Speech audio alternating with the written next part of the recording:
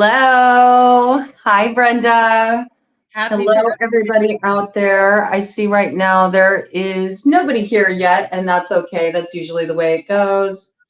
People kind of straggle in. I am going to turn on comments. This is a live. So, oh, look at this. All right. Here we go. Perfect. Okay. We already have Empress Jenna showing up that left a comment. I'm sure they will be here shortly. Jenna's a good friend of mine. Jenna's also connected to Milk and Honey, which is where we met, Brenda. It is. We met in 2014 in January, I think, in Santa Rosa. And I was going to a talk by Lisanne Bassam, who was talking about witchdom and Christianity and being both, which was the first time I've heard of thing. So I was very interested, and we met, walked in the shop. You said hello, I said hello, but I was immediately attracted to the FREYA altar that you had created. It was awesome. It was tall and purples and symmetry and just perfectly executed. I was so enchanted by it. And then we spoke, and I was rather surprised by your direct engagement, because in California, people tend to... That's a very diplomatic way of putting it. I'm not being diplomatic. I'm putting it exactly as I remember it was. And you called me direct, direct. I didn't really understand the potency of the connection right at the time, but it certainly became at subsequent years that we've known each other. Yeah, I remember that too. Just a little background for people that don't know. Milk and Honey is a metaphysical store that's in Sebastopol, California. It's under new ownership now by Phoenix and Guyun, but back in the day, it was owned by the lovely Kendra, who I call Pookie Pie, and I believe Alex Atori was also one of the owners initially.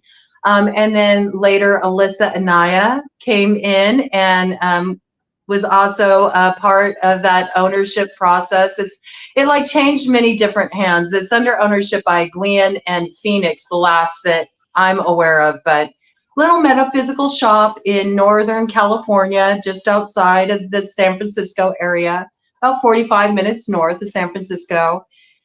And they carry all kinds of like goddessy stuff and a lot of Hindu related deities too, I noticed, and different things that you can use like, incense and crystals and everything you would expect to find in that kind of a shop. And I had been working there. I came there as a result of a big transition in my life. I started working at Milk and Honey at the time I was going through my divorce. So that was a big like trajectory shift for me. And one of the things we would do at Milk and Honey is we had these altars. The employees would have altars, and any of the statues and goodies that came in, we would, get to set up a little altar to hold our intention, which I loved, because it allowed us to sort of have that spiritual anchoring while we were at work. But it also allowed us to highlight the things that we had in the store to buy. And I remember with the FREYA altar, I love how you said it was so perfect in the symmetry. And I'm like, that's very Libra. Yeah, very. It must be balanced. I'm very much a Libra, and I just had my birthday yesterday on Freya's Day, and I was born on Freya's Day, Friday, October the 13th. So I had a special affinity for FREYA. And I remember with that statue, she was the only one who came in. And to this day, she's the only one that ever came in. We never got another one of those statues. And I'd always ask them to order another one, and another one never came in. And I loved her so when she came in because of, here she is. Let's just bring her forward. I got some different stuff on her right now. Okay. Here she is. The famous statue. It will be famous. But I loved her because I was really having the angels come into my life at this time, and I loved how she had the wings and that she was all white, you know. It also kind of like, it tied together those energies for me. Notice I have like the black cords around her right now, though. That's my native stuff. It's interesting because I've been doing a lot of integrative healing work and been doing a lot of work around my ancestry in terms of my spirituality, and been really diving deep into my Comanche roots. But I've noticed this really interesting, like, cross cultural intersection with Norse traditions. It's really phenomenal. Hey, good to see you. I'm just going to bring you in, Empress Jenna. Miss Jenna was in Sebastopol too. That's how me and Miss Jenna got connected, was in Sebastopol. So we're kind of having a reunion of Sebastopolians here. But yes, it was really interesting because she was the only one that came in. And when I set up that altar, I was like, as soon as I get the money from my paycheck, I'm going to buy that Freya statue. That was my intention. And you came in that day and you were kind of in the back of the store. And I remember I was talking to somebody up front, and I was probably being my usual really boisterous body, broad self, you know. And I got a very resonant voice. I got a voice that carries. And I remember you came up, and I think you actually had Freya in your hands, I think. Or did you ask first? I can't remember. Did you ask? Because it was an altar, so I would have asked, and I don't think I would have picked it up without permission, because okay. It was a formal setting. I recognized the ritual celebration in your altar, so I wouldn't have picked her up. I don't remember you being bawdy. You were rather subdued but direct, you know, because I was the only person in the shop at the time. No, I think I was talking to some. No, I was talking to somebody. I was talking to. This is what I remember. See, we have a different memory. This is what I mean is that they left, and I know it's in the back of the store because I tend to go to the back of the store or a part of a store where nobody is, so I can kind of feel out what's there and what I'm interested in. And I don't really remember. Maybe a person came in at the beginning, but I must have hung around a little bit, because then it was just me and you. And I was rather surprised that you spoke to me as you did, so directly. And I don't even remember what you said, but the quality of the interaction was very incisive and immediate. And this is like the best part of our meeting and the best part of our story, and you don't remember the particulars of it. It's what makes our connection so funny, Brenda. I don't remember much of particulars of anything.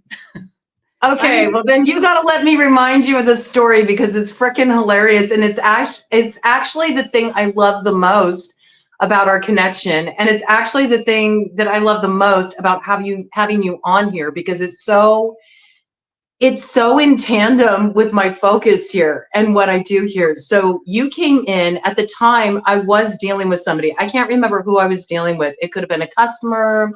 It could have been somebody that was a friend. A lot of the customers were my friends. I mean, I've always been very I like to engage with people and I like to talk to people. It's just me. I've always been like that.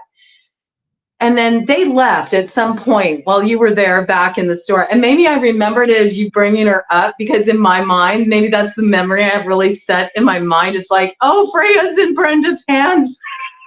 Ah, that's interesting. No, because I wanted to buy her. I wanted to bring her home. But it was such a beautiful altar. I would never have picked it up. Yeah, I wouldn't think you would, but I think it's just, that's that memory I have. You holding Freya. Because I was like, I had wanted to take her home with me. But then what was interesting is I think I was being really boisterous with the person that was in before. We were laughing, we were talking about something.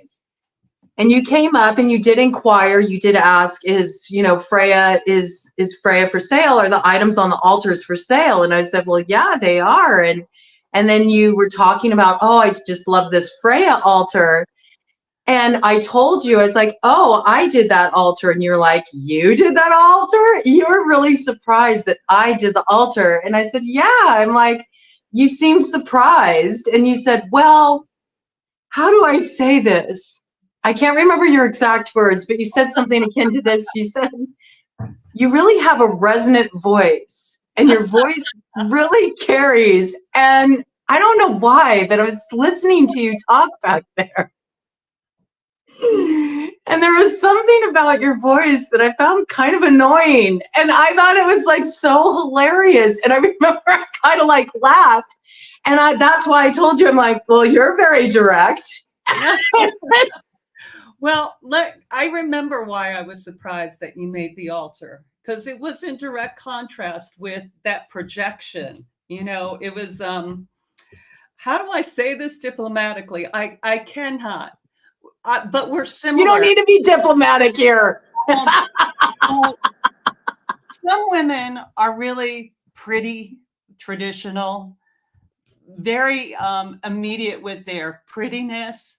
We have a different sort of quality that comes forth. And so I found the presentation of FREYA so in accordance with what I came to learn. FREYA is great beauty, you know, all kind of beauty.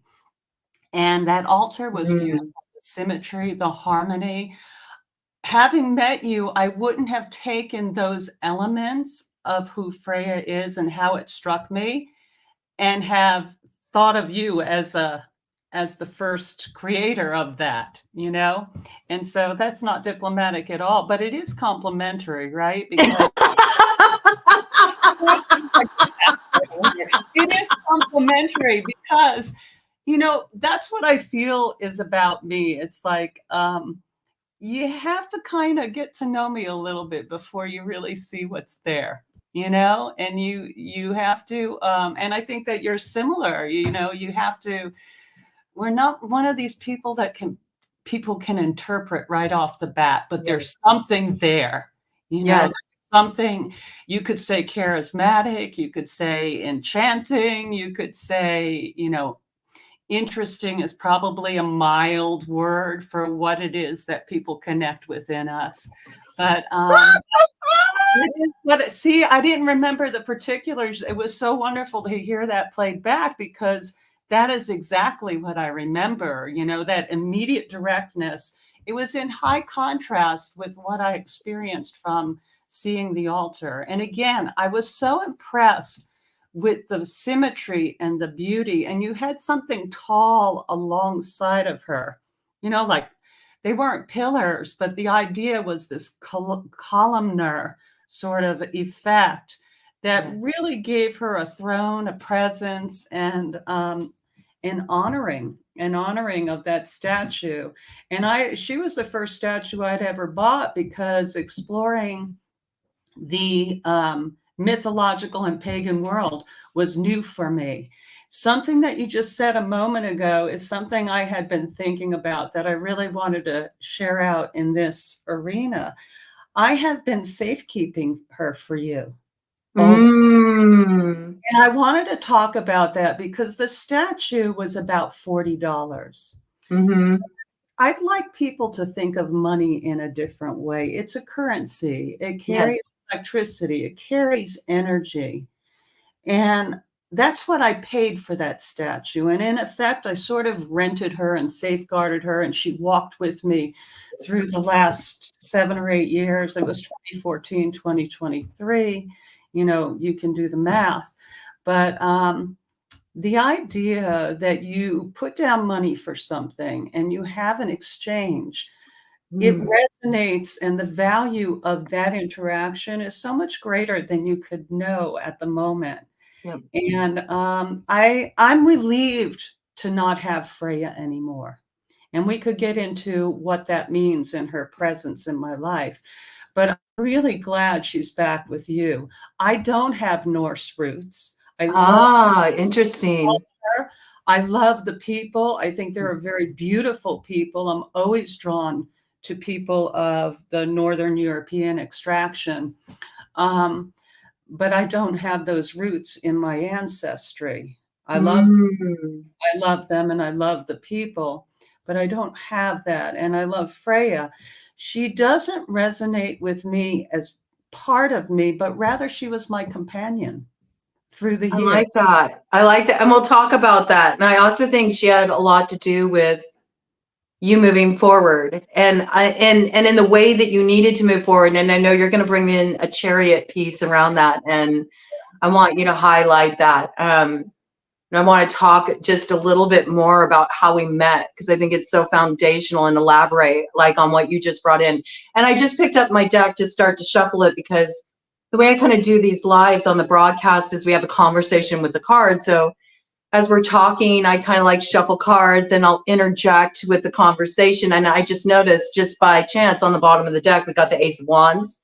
And this is the fall season. And I also love the spirit of the Ace of Wands, because it's about taking a real like bold, empowered action, which is such Freya's energy. And I love that here we are today. It's the day after my birthday.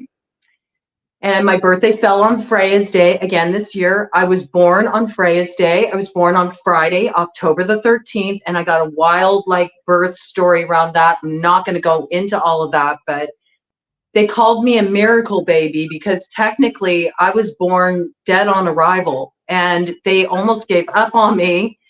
But there was a new doctor, brand new doctor, okay, first time him being in a live birth, and he was distraught. He was distraught because all he saw was, this is my first live birthing experience, and I have this baby that's not breathing. They have no heartbeat. You know, their skin is peeling, they're blue. I was almost 2 months overdue. They had to induce, they did an emergency inducing with Pitocin. And back then it was dangerous. They don't have it, you know, they didn't have it as down pat as they do now. So it was really a dangerous birth in the first place. And they almost gave up, because they had tried everything to get me to breathe, to get a heartbeat going. And this doctor just said, please, can we please just try to intubate her and see if that works? And it's the thing that brought me back. Kind of how we started our day. Remember? Yeah, so that's always kind of been my life and my presentation. You know, I kind of come at you like that, like you don't know what to expect when you see me. At first, it might seem like I have no life in me, and then, hi, here I am. But I thought that was funny, and I actually appreciated that you were so honest and direct with me, and that you said what you said when you came up to talk to me, because I was like, wow, I really respect that, because I've always had a great admiration for people who are super direct and honest, because at that time in my life, that is something that I was really trying to cultivate more. I was working more on that. I was honing that. You would never know it, Brenda, but when I was younger, especially throughout my teenage years, and certainly when I was a child, I was extremely shy and quiet.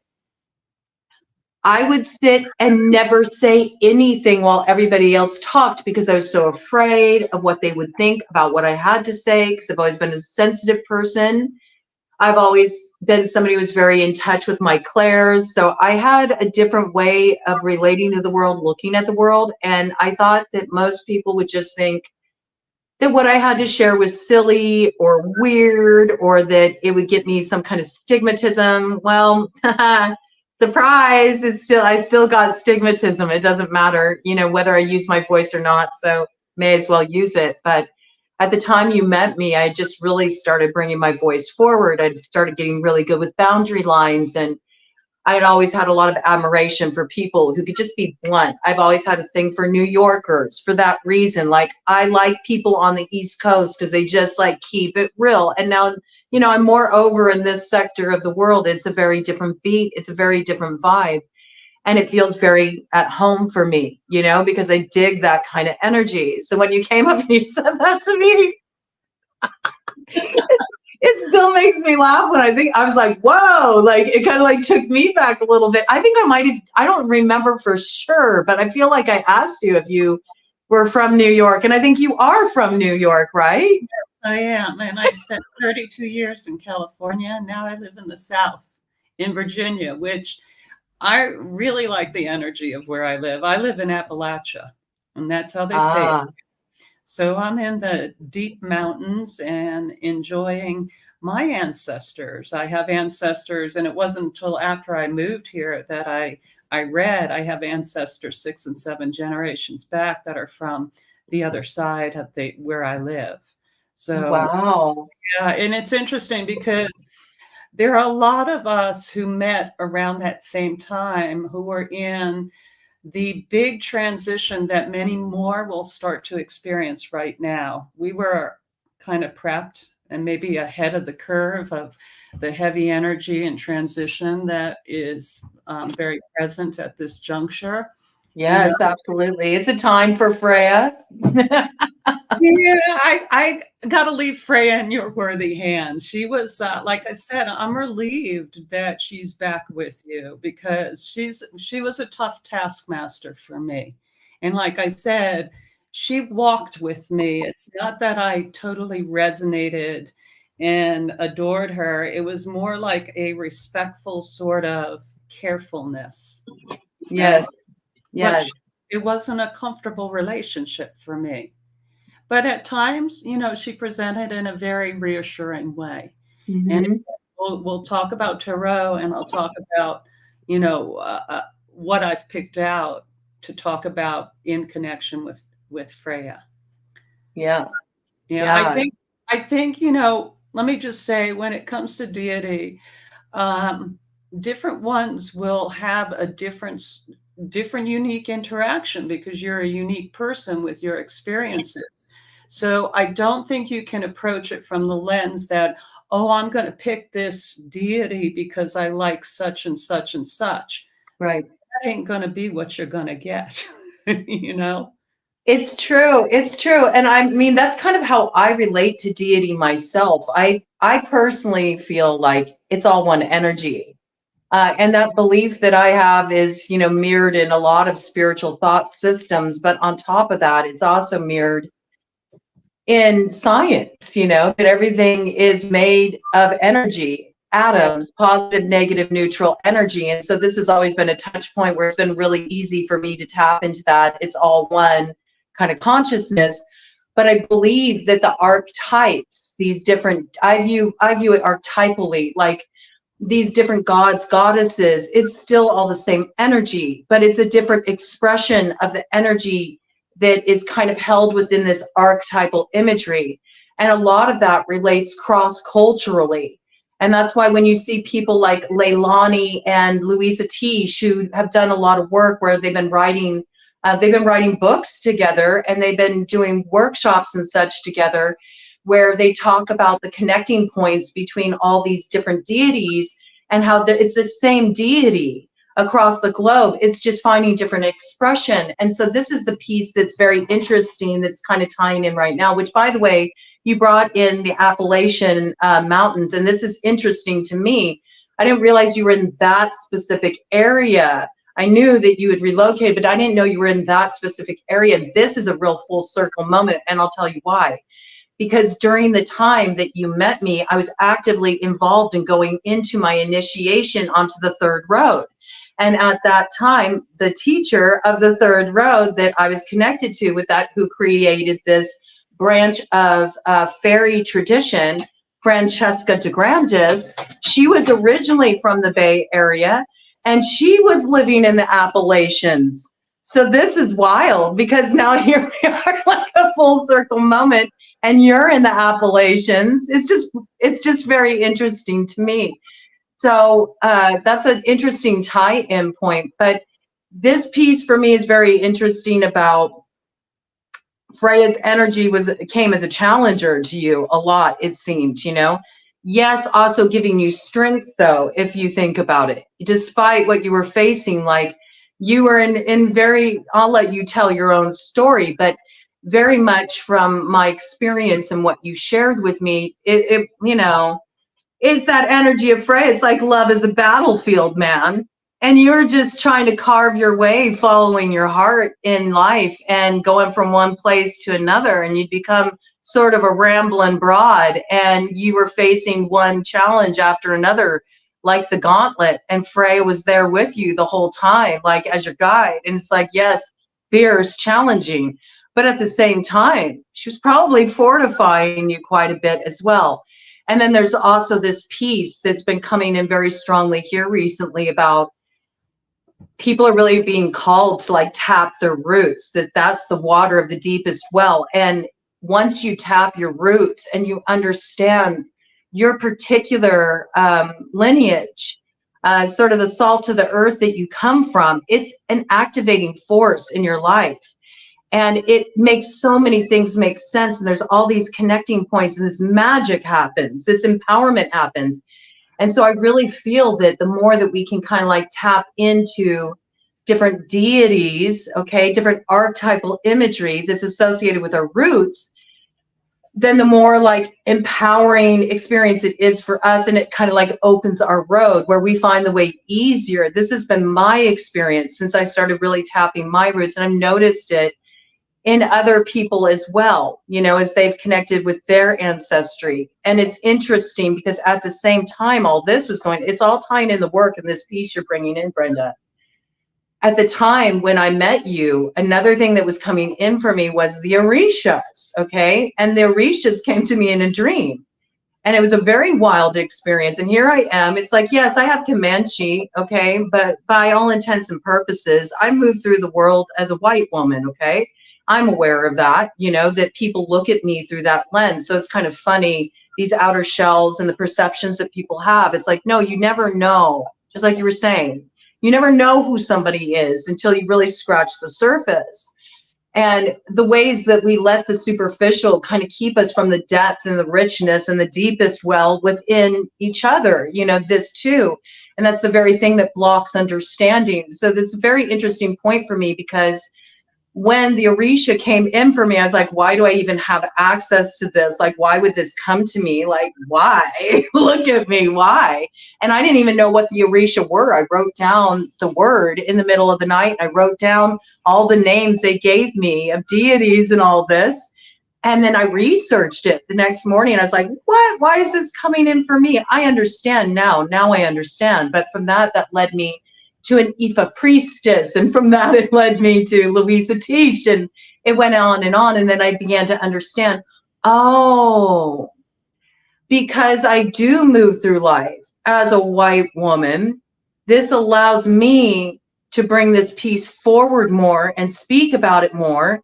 And then people that cross my path, and I can't tell you how many of them there have been. You never know why a particular deity comes to you, even though it's like, why would this come to me? Or this doesn't really seem like it should resonate with me.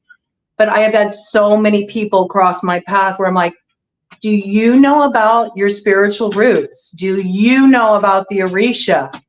And I mean, it's their cultural heritage. And they're like, no, what are the Orisha? I've had them actually ask me, and I'm like, oh my gosh.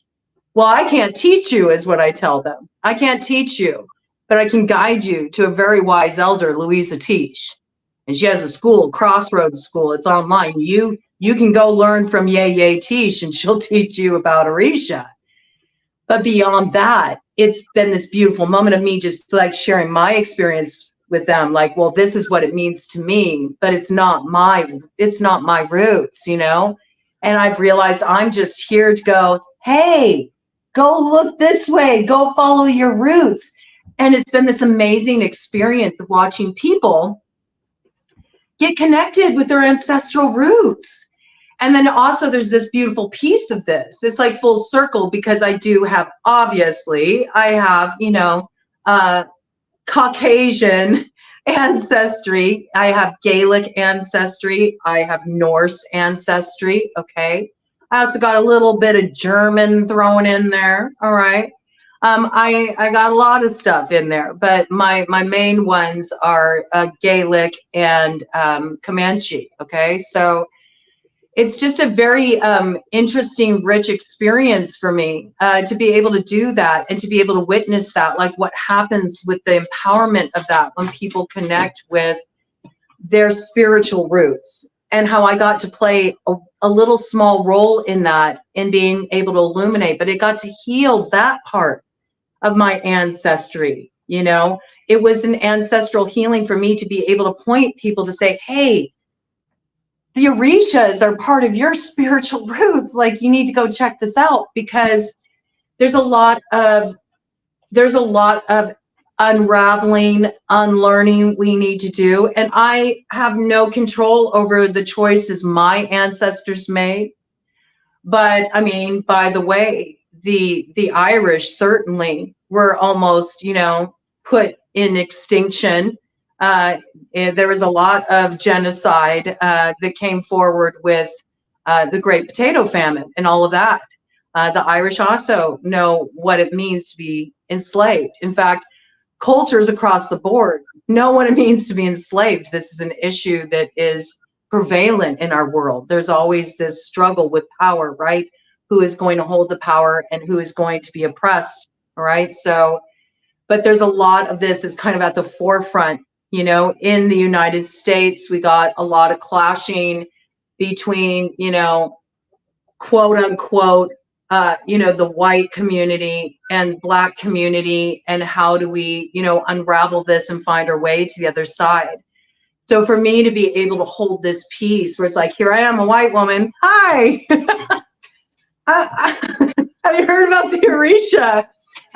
Some of the It's kind of a funny point, but what's interesting about it though, just I want to finish this point real quick here.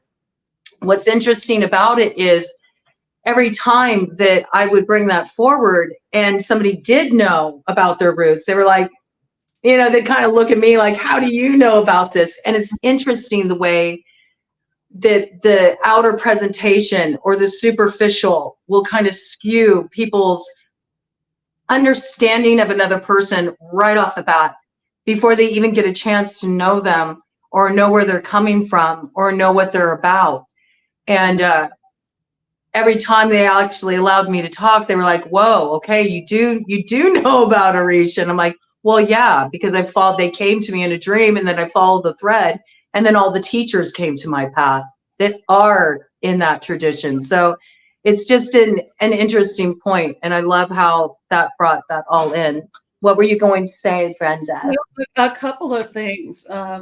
Number one, it might not just be this lifetime in which you're resonating with a particular culture. You know, perhaps you were of the Orishas at one point in time.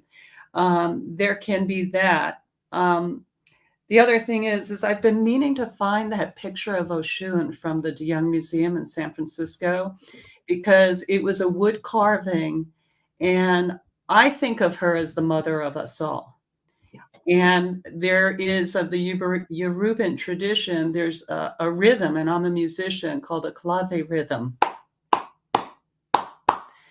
which we hear in rock and roll. And you had the whole migration of culture from Africa down through South America and Cuba that came up through New Orleans. So the ties, there's more that's tied together and connected than is separate. You know, like you said about one energy before, there is a unifying consciousness to everything that we speak, whether or not people want to talk about it in those terms. I give you a lot of credit for having some of the conversations that you're having, because I find they can be very confrontational when people don't really understand when somebody's coming from. And then there is a defensiveness about ownership of a particular culture or tradition, in which you're not invited because you're not in the club. So I think that in having these conversations, they have to be cast in a higher light that transcends all of those cosmetics. And that's exactly how I think of them, as cosmetics. So the picture was on my mind. When you talk about ancestry and healing, you know, we're going back many, many generations that you may not even be aware of. And I think that's part of the reason we've all incarnated at this point in time, is to do this massive sort of healing of the collective that allows us to move forward. And there are a lot of worthy practitioners out there who are advancing that particular cause. Yeah. I think that you just rhapsodized in a wonderful way on all those interconnections. And I'm glad you had that moment to bring all of that forth in its wholeness. It's kind of a central point of the work that I'm doing here, because I didn't anticipate that this is what Broad Coven would be, but it's certainly what Broad Coven has become. And that sort of springed off of, you know, my last days on Facebook and what I was bringing forward there. And it's just been something that was activated And I recognized it actually got activated a bit ago because I got the download about a book that I need to write. And now the book is not a book. Now the book is a screenplay, and it's called The Spirit of the Wood. And it's a book about reconnection for all of humanity, and especially looking on the level of society and the way society functions, and the way we still kind of have a caste system in place, even though we don't. You know, we still put people in these little kind of like compartments of what their role is in society, and we label them according to their ethnic background. We label them according to their financial bracket, you know, these kind of things. And so there's this whole piece for me that's about, we need to stop looking at sort of the belief constructs that in many ways are false, and they're dividing points, and get beyond that to the true essence of this interconnectedness and this interrelation between all things, which is the core truth.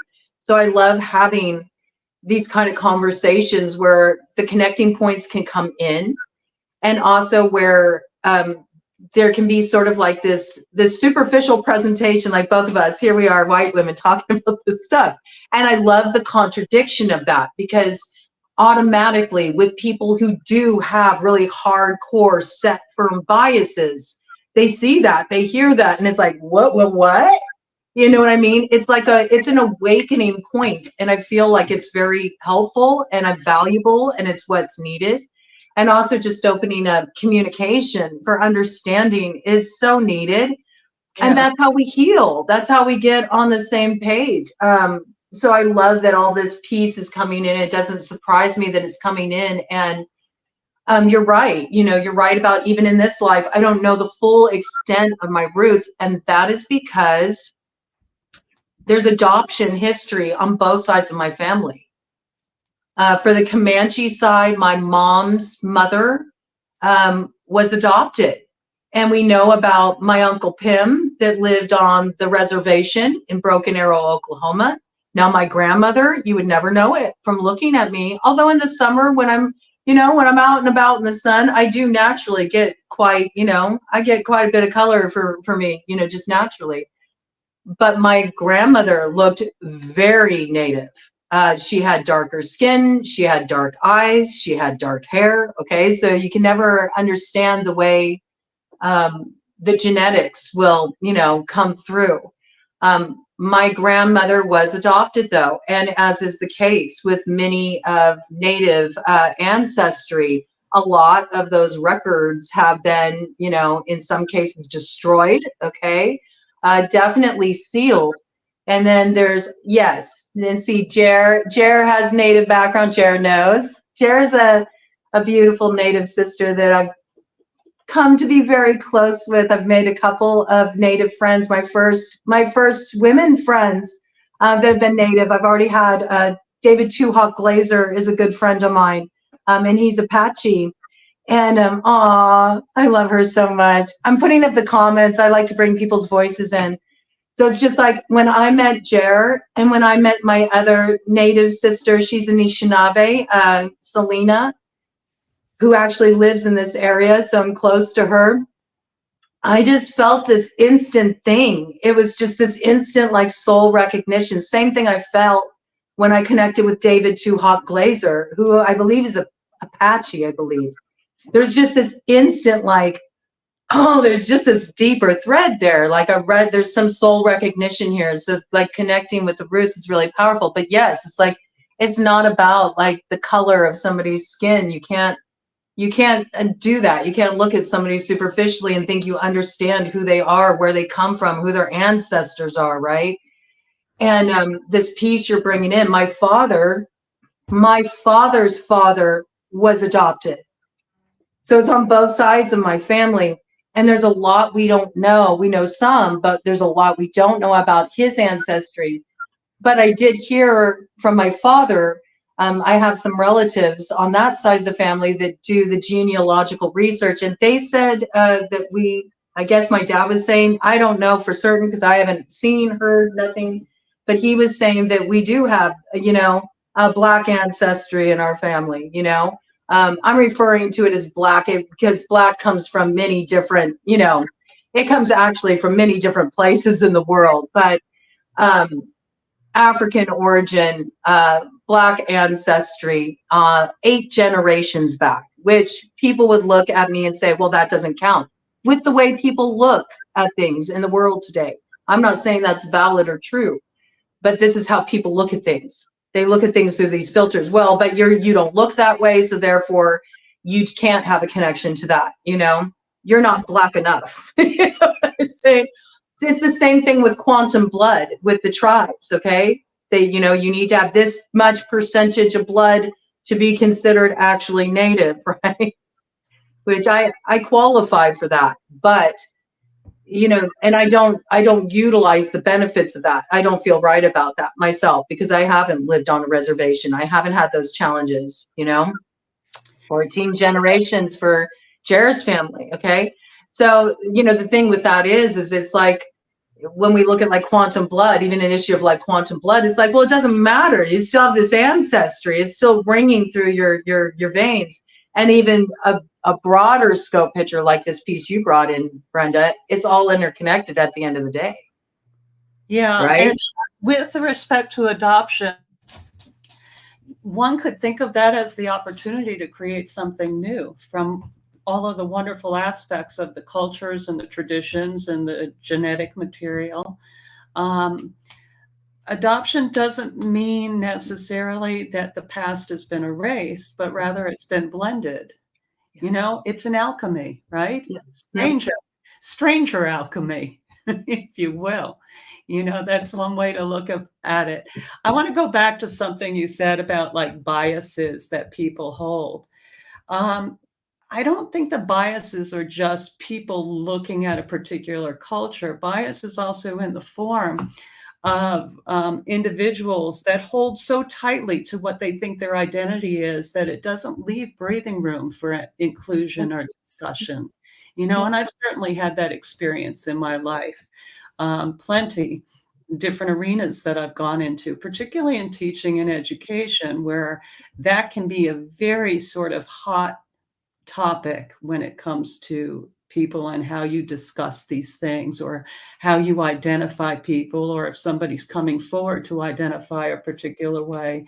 It can be a real hot button in our society. And sometimes you're just not prepared for that conversation and the power that it can have. But again, all of this kind of points back to power. And that's the discussion that we need to be having. I think more that would probably be part of my dharma and where I'm at is how do we use power? How do we talk about it? How do we use it in a healthful, beneficial way? And those sorts of things. And that kind of brings us back to FREYA. What would FREYA do? What would FREYA do when faced with these questions and with these issues and confrontations? What would FREYA do? Well, we know that FREYA would face it head on. You know, FREYA would absolutely face it head on. FREYA is a goddess of love and war. Oh, wait a minute. I have to stop you. When you look at that statue, or you look at any statue of FREYA, there are a lot of elements in that statue. You mentioned the wings. The other side is a dog. And then FREYA, part of the myth and the tale is that she drives a chariot that is headed by 2 cats that were gifted to her by Thor. You know, so, and she has her necklace, and I don't know how to say the word correctly because I've only read it. I haven't heard it. Brisingamen. It's a powerful necklace of protection. So when you say head on, this is not a person that just rushes into conflict with that sort of Aries energy and that bold brashness. This is a studied strategist, somebody that has tools, somebody that has elements of protection outside of herself as well as inside herself. And I think that's really important because none of us wants to be a sacrificial lamb. You know, and when you do go rushing headlong into conflict and you're a warrior, you know, which is what I'm wired for as as are you, thus our directness. You want to be prepared. You want to have some discipline. You want to have protective elements. You want to have a strategy for the momentum that carries you. And that's where I wanted to talk about the Chariot card. This is from the Alchemical Tarot deck. And I also have the Witch's Tarot that I don't use so much anymore, but I'll put them side by side. In this one, you see the red on the bottom and the gold on top. And in this one, you see red and white. I don't ascribe as much meaning to the colors as to the symbolism of contrast. Heading into the contrast, heading into the divide, heading into the different colors with a momentum. I like this one because I feel like this represents, the symbol is divinity, headed towards divinity. And yet this person is driving the chariot, the forward momentum, but they're also being pulled at the same time. And that for me is the energy of Freya. And it doesn't mean it's always going to be a good trip. It doesn't mean it's going to be, for me, this does signify the hero's journey. And when I think about the past 9 years, and I had to do the math here, it's 2023, we met in 2014. And that's when I met the statue, the deity. 9 is a culminating number, right? In numerology. So it's so interesting that it corresponds with the fact I just sent you Freya a couple of weeks ago when you asked for her because you needed her. That's why I go back to what I said early, that when you have a relationship with deity, it's going to be different for each person according to their need. Like I said, she was a companion who walked by me, but she was also a tough taskmaster for me. From 2014 to now, I had about 9 different homes and broke near homelessness twice, fortunately in the summer when you can camp comfortably, till I found my home. I mean, you talk about a hero's journey. I was in constant transition for the past 12 years, constant. And I like change. I'm a Gemini, but that much change was like, just took me down the rabbit hole, scrambled everything, which is what I needed to have happen till I could get to a new point of clarity and a new place of home. For me, it was a purification process.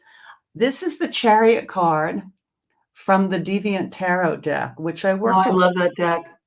Well, it's a very interesting deck. All of the cards have they look like the shadow side of what practice is. They look that way, but for the psychological framework I was in at the time, the darkness was very illuminating, and there again, you have contrast, right? The whole point of my journey was to experience contrast and to respect each, to learn to respect each within myself, that integration, as you say. I like the Deviant Tarot because the creature, the being in the center is also the wheels. For me, the point of the Chariot is momentum. It's a verb. It's action, like you said at the very beginning of our talk. The Chariot is a verb. It's not a description. And again, that gets back to, it's going to take you where it wants you to go, ultimately for, I think, your highest good or a new point of clarification. But that is the depth that Freya held for me. And she rides a chariot.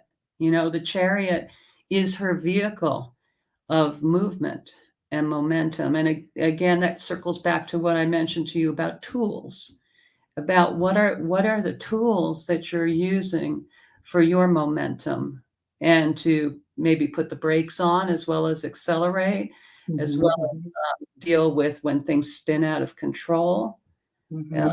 So it's the opposite of that, right? Is this movement, but there's grounding. How do you develop grounding? You're developing grounding through your exploration and your dharma, if you will, through ancestral healing and recognition. I'm also doing it through doing the work, and I've recognized a big purpose for me is like how this issue of power, what you brought in, it's what it's all about. It's understanding that we all hold this power, and we all have our own individual power that we exercise through our free will, through taking the actions we take in our life and how we show up. And very much so, it's this piece of be the change you wish to see in the world, that we all have accountability. I love that you're bringing the chariot forward, which is so pivotal, right, to who Freya is, okay? Because what a lot of people don't understand about the chariot card in its traditional symbolism, of course, a lot of people have taken tarot symbolism, they've adopted it, changed it. And I love this. I don't think that anything needs to remain static. I think that we can bring different flavors into things. I love that. But traditional chariot is not about us like forcefully, you know, steering that chariot in the direction that we want. It's when we get to the point where we answer a higher calling and we kind of get out of the way and we allow ourselves to be led and compelled forward. It's spirit that drives the chariot. That's why in the traditional symbolism, you'll see the two sphinxes that are at the forefront of the chariot, because sphinxes are about, and they're also, one's black and one's white, representing the two different polarities, that shadow light balance. It's also, sphinxes guard secrets. And there's this piece about there's something secret, there's something more mysterious, there's the great mystery that leads this chariot forward. And you can only get carried forward when you really come to accept that and give yourself over to that higher calling, to that mystery, that thing that tugs at you, that speaks to your soul, that drives you forward. And I love this piece that Jared brought in, because it's really true. And this is one of the reasons why I'm doing the work I'm doing here and what I bring in, where she says we all need to stop the racial stuff. That's a part of the government trying to kill us off. And it's true. It's true. This is what keeps things divided. I mean, it's true. This compartmentalizing of things. It's not just with race, though. It's also with economic status. We hear it when people say, oh, the 1%, it's all the 1%'s fault. Well, you know, that's debatable. It is debatable, actually, when you really look into it, when you really go into the heart of that issue, because I know people that are in the 1% that are doing a lot of philanthropic work in the world. And money is just a currency. And it all depends on the person's heart that has the wealth and how they choose to exercise that in the world. It could be a catalyst for tremendous change and reform. But we have this imbalance, this inequity of power. This whole framework of looking at things through the lens of us versus them is what causes the imbalance of power. When we think only in terms of the individual, that's what creates the imbalance of power. We're being asked to have more of a collective kind of consciousness. And of course, we can only begin by exercising that first in our own lives, and by how we relate to the chariot. But as we step into that personal empowerment and we share that with our friends, with our community, we have conversations, we start bridging the gaps of understanding, then we come together. And I love this piece here too that Jared brought in, and stop the spiritual awakening. This is something that is so like, so pivotal for me, because I feel like everybody that is sort of that like spiritual set, not everybody, there's always exceptions, but there's kind of this general cloud over the collective that even brings this us versus them aspect into spirituality. You'll hear it here on YouTube in tarot readings. The divine feminine, the karmic. Well, we're all karmic. We're all on that wheel, just like you were talking, Brenda. It's like when we're in a physical body, we're on this earth, we all are in this process of burning off karma. And all karma means is to do the work. It's the work we need to do. And work is action, every much as bit as love is a verb, right? Stop you. I didn't say karma. I say dharma with a D. I know you said dharma, but I'm bringing in a piece on YouTube where they say karmic versus divine feminine, which is a way of dividing things. Dharma is the work. Dharma is the spiritual work. Dharma is the work of your karma. It's all interrelated. It's all interrelated. I stay away from the word karma because it is so misunderstood. I don't trust that the people receiving the information using the word karma will understand. It's been very, very distorted. So I just stay away from that. But what I wanted to say about the But you shouldn't stay away from it, Brenda. This is the point. No, wait. You shouldn't stay away from it, because this is exactly what needs to be brought forward. You don't want to bring it forward because you feel like people will misunderstand. And yet that's the exact type of stuff we need to talk about. So you should bring it forward.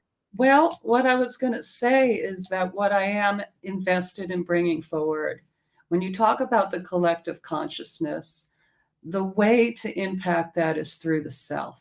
I mean, we have a North Node in Aries, Aries representing the me, right? The I. It's through the healing of the self that the collective heals. And I believe I told you and wrote to you, and I don't know if you got the email, but on the social media platform that you have eliminated from your life, I have chosen to go through sort of a purification process there. Before, I was very much ascribing to keeping everybody in the container, you know, my container. People on the far left, the far right, people that are having rants about politics or other social issues, whether or not I agreed with them or how they expressed themselves, I was keeping them. I'm at a different point now where I'm not going to do that. I don't want to do that because, you know, there's an age difference. Happy birthday to you. You're not at the same birthday point I just achieved. You know, I very much see myself as the beginning of my crone years. It has a very different meaning. It was said to me by a reader many years ago that I had to learn to guard my energy carefully. And for me, that means a lot of different things that I do. And one of the things that it means for me, and it's part of my commitment through my Dharma, is refraining from discussions that are very charged and have polarity. This is part of crone wisdom. You begin to know enough that you don't need to have an opinion about everything.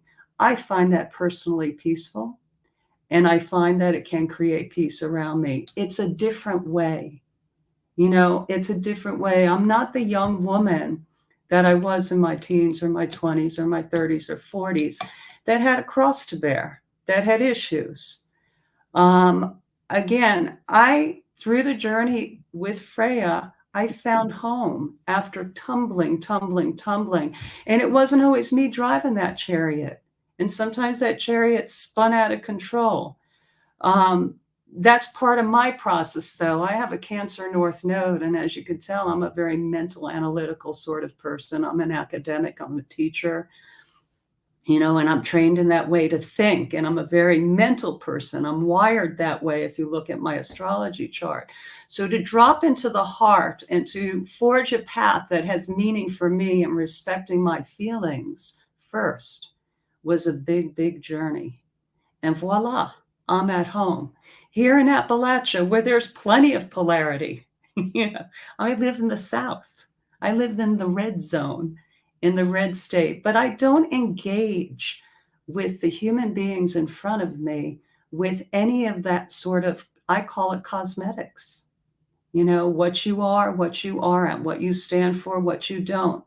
Okay, say it. I support you. You know, I really do. I understand how that's important to you, and it deserves respect in and of itself. But don't expect me to be the same in that. Don't have that. Absolutely.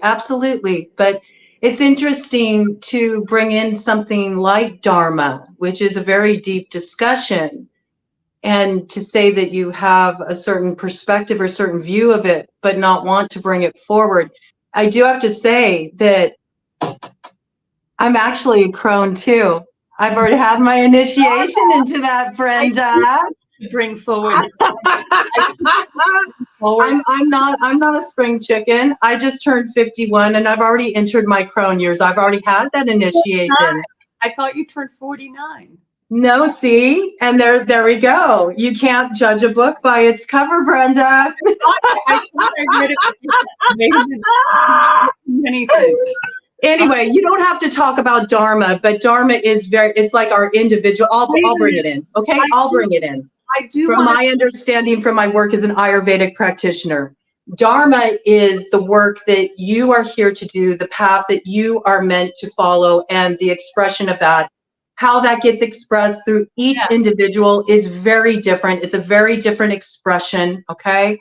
And no way is the wrong way. It's all valid, okay? And everybody has their own expression of that Dharma.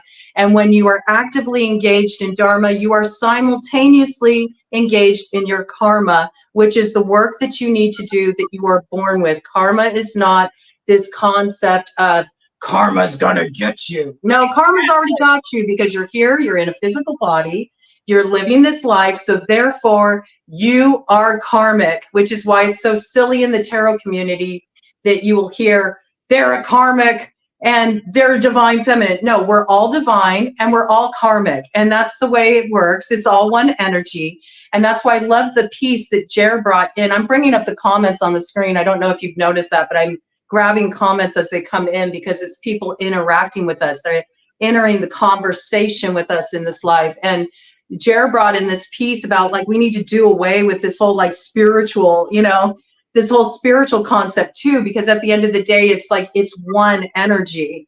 And that is another dividing point that can come into play.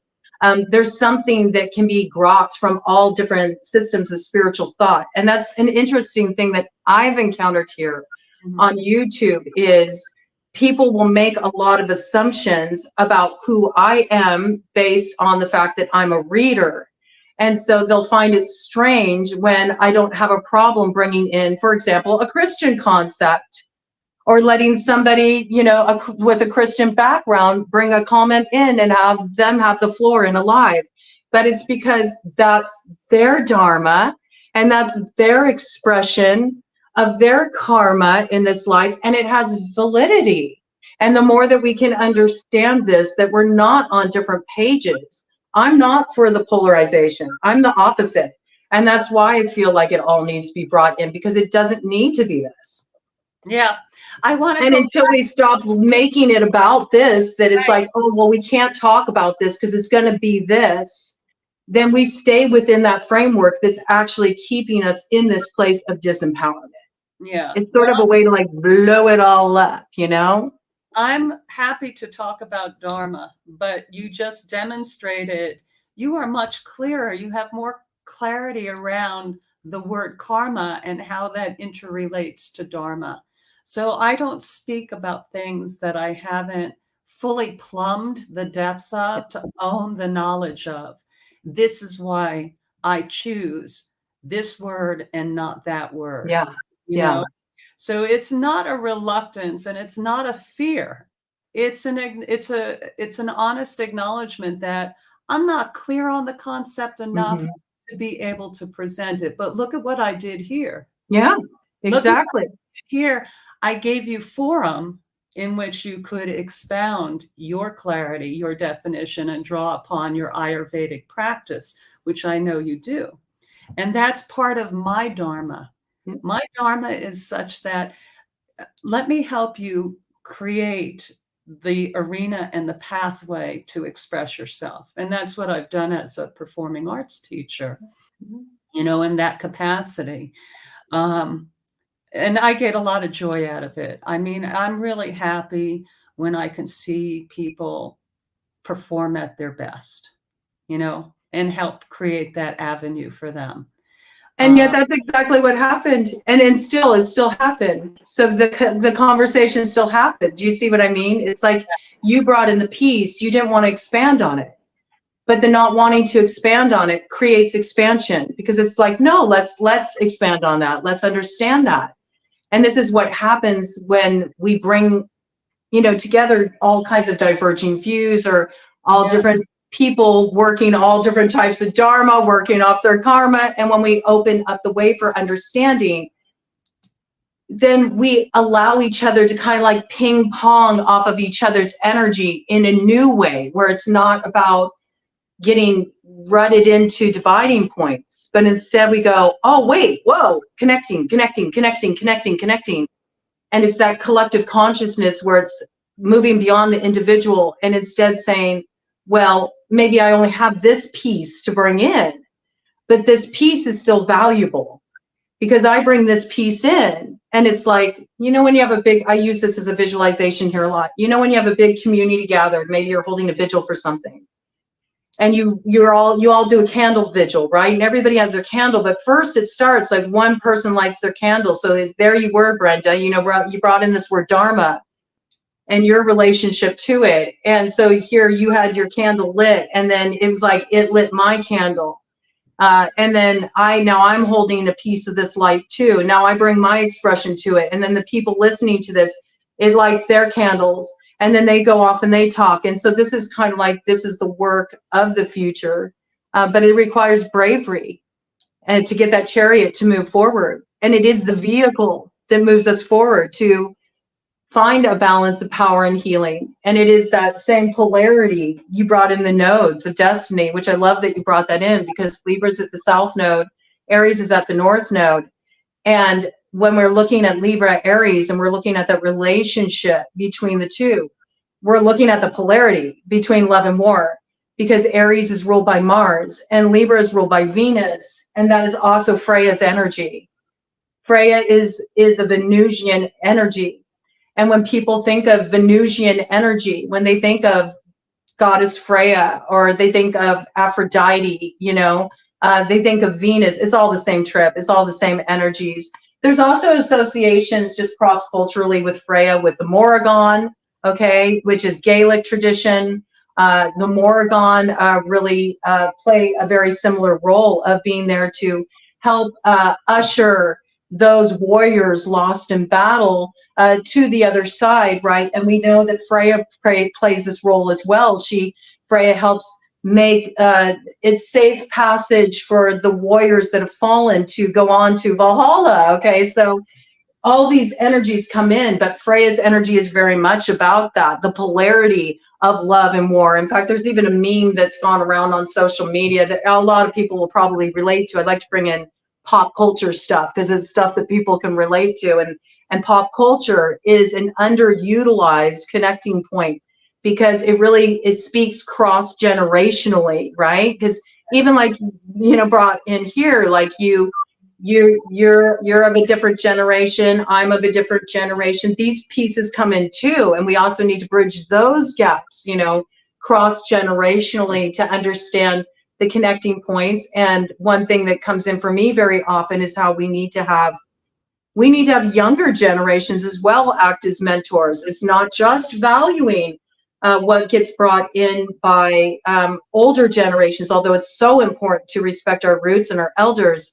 I have millennial mentors because millennials have a whole different framework of consciousness that is really light years ahead of even the Crohn's in terms of how to relate on an emotional level, how to heal, relationship dynamics, emotional expression. It's powerful. So we all have things that are of value and medicines to share with each other. And it really is like, I love what, you know, everything that Jer was bringing in about that. It's really about blowing up the belief constructs entirely and being really just in this place of open-minded, where instead of it's like, I know, it's more like, I don't know. I know this, but there's a lot that I don't know. And in not knowing, that creates opportunity for me to learn something.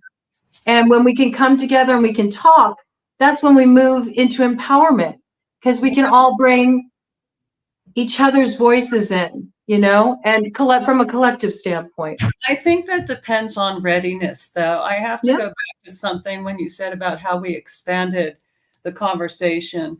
I came on the program with you today because I trust you. We have a relationship. We know each other in certain ways. I don't think you can just explode open-mindedness, because I know that people are afraid of that. There's a lot of fear around exploring those depths or those notions. Here in this particular area, which is largely of Irish, German, and Scottish ancestry, there is a fixedness to the traditions. And this also relates back to your ancestral healing. There is a fixedness and a prescriptiveness and very much an adherence in thought to right and wrong, and that everything should come under that. So when you say blow open, explode open-mindedness, that's not going to fly in a certain context, depending on where you are and who's around you and the readiness. So there's two elements that have to be cultivated with compassion, sensitivity, and open listening, active listening. One is trust, which we have, and the other is humility, which is my north node of Cancer, which has been very hard for me. I've had many hard lessons in this lifetime around humility. But without humility, you cannot drop that veil of ego and arrogance, that very much feeds the negative side of power. And that's really what we're talking about, ego. You know, it's interesting. Your north node is Cancer. My south node is Cancer. Isn't that interesting? We are meant to be together. I got that. That was my last life, was integrating the lessons of Cancer. So I got that. My north node in this life is Capricorn. So my dharma is about more this track. I am meant to be loud. I am meant to be brash. I am meant to make money, bring things forward in a way that, and I'm not everybody's medicine. And I'm always very honest about that. I'm like, I'm not for everybody. That's right. And I'm not one that's going to pull punches. I'll say it on my reads. I mean, it even says it on my tagline, read straight from the hip with lots of lip. Like, I'm going to say things the way that I feel them. I'm not going to water them down. I do feel like we are in a place in society where we can't be so, how can I put this? This is going to ruffle some feathers, but it needs to be said. I believe we're at a place in society and with what's happening in the world today and the fact that we are in the final stages of the Kali Yuga, where we're at a critical juncture and we cannot play it so safe anymore. All the PC culture has destroyed relations, has destroyed communication. Everybody's so worried about tending to everybody else's sensibilities, how they're going to feel about it. And meanwhile, everybody's apathetic and lazy and wants to pass the buck and nothing gets done. And we're at a critical juncture where it's like, wake up! We are at that place. And there's a lot of people that is their dharma right now. Yes. That they are meant to show up, and they're meant to be whistleblowers, and they're meant to be messengers, and they're meant to kind of stir people up and rouse people up. And there's still value in people that also want to be there to hold the more gentle spaces, right, of awakening and stirring, like you're talking about. Yeah, and I wasn't always like that. I was very much the other way, and I'm wired for that. But it's in my path and lessons that I've had that I have had to temper that and change that and understand myself. I walk into a room and I'm a tall woman. I'm big. I have presence. There are people that want to fight with me just looking at me. I have brought that out all my life, and I don't like confrontation. Yeah. But also I do revere balance, and I revere truth and beauty. And if you're walking a line that's BS, that's steeped in ego, that's steeped in self-serving in a way that excludes everybody else, you're going to know that from me, and I don't even have to open my mouth, you know? And then when I do open my mouth, you're going to feel my words. Well, I got to tell you, that's not always such a comfortable place for me to live. So I have learned to temper a lot, because I've had people come at me, and I've had that killing energy want to just obliterate me. And that's very painful. And I don't want, like I said, I'm in the last third of my life on planet Earth. This is the most I have ever enjoyed myself. Yeah. It's the place I have found peace and contentment, and a lot of self-awareness and self-knowledge that's been gained through that FREYA journey, especially, so the empowerment for me is in the choices that I make and the consciousness that I have and how I gear with it with myself and then with others. Yep. But it's not others first. Right. And it's Absolutely. it's very Absolutely. easy, with my background and my domestication and having that Virgo rising, because I have a lot of Virgo energy, and it's in my generational planets. We have that serving others, and there's a balance that has to be learned in how you serve others and still serve yourself at the table, and that Absolutely. you've had particular teachers. I've had many teachers along the way that have said things very directly to me, not knowing me. Those people that can do a cold read and just look right into your heart and soul and say, they give you what you need at the time, the medicine, and I have to say, I didn't always understand what was being said to me at the time it was said to me. Sometimes it took years before it popped in my brain, and that's the way that it is. So Albert Schweitzer was a philanthropist. He said all good work is done in faith. And that's what I believe. It's important to give people hope, because these are very dark times, and they're going to be darker to come. Yeah. You know that. I've known that since I was a little girl. It's very important for me. Maybe this is not somebody else's path. Maybe somebody's supposed to smush somebody's face in the darkness so they see. That's not my dharma. I think having hope and remembering that the light is ahead of you and to follow it is a very important message. And I think it's what many, many people need, because they don't live in the highest chakras, For me, the difficulty is going back and forth between the spirit realm and this 3D earth realm. Been very difficult. The necklace that I'm wearing of this, it's quartz, clear quartz, and the triangle pointing down. The first pentacle that I ever bought was what some would say is the symbol of Baphomet. It's the inverted pentacle. And what was explained to me is it's about bringing spirit down into matter, into earth. And that's an alchemical process, right? This is where I enjoy and that I know I should operate from, So my daily walk is about that, is about bringing spirit down into matter.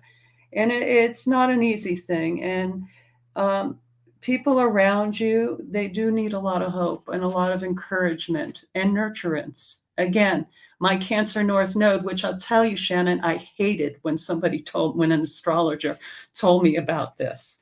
Because you're in the lower expression of that journey, and you haven't evolved to a more peaceable state.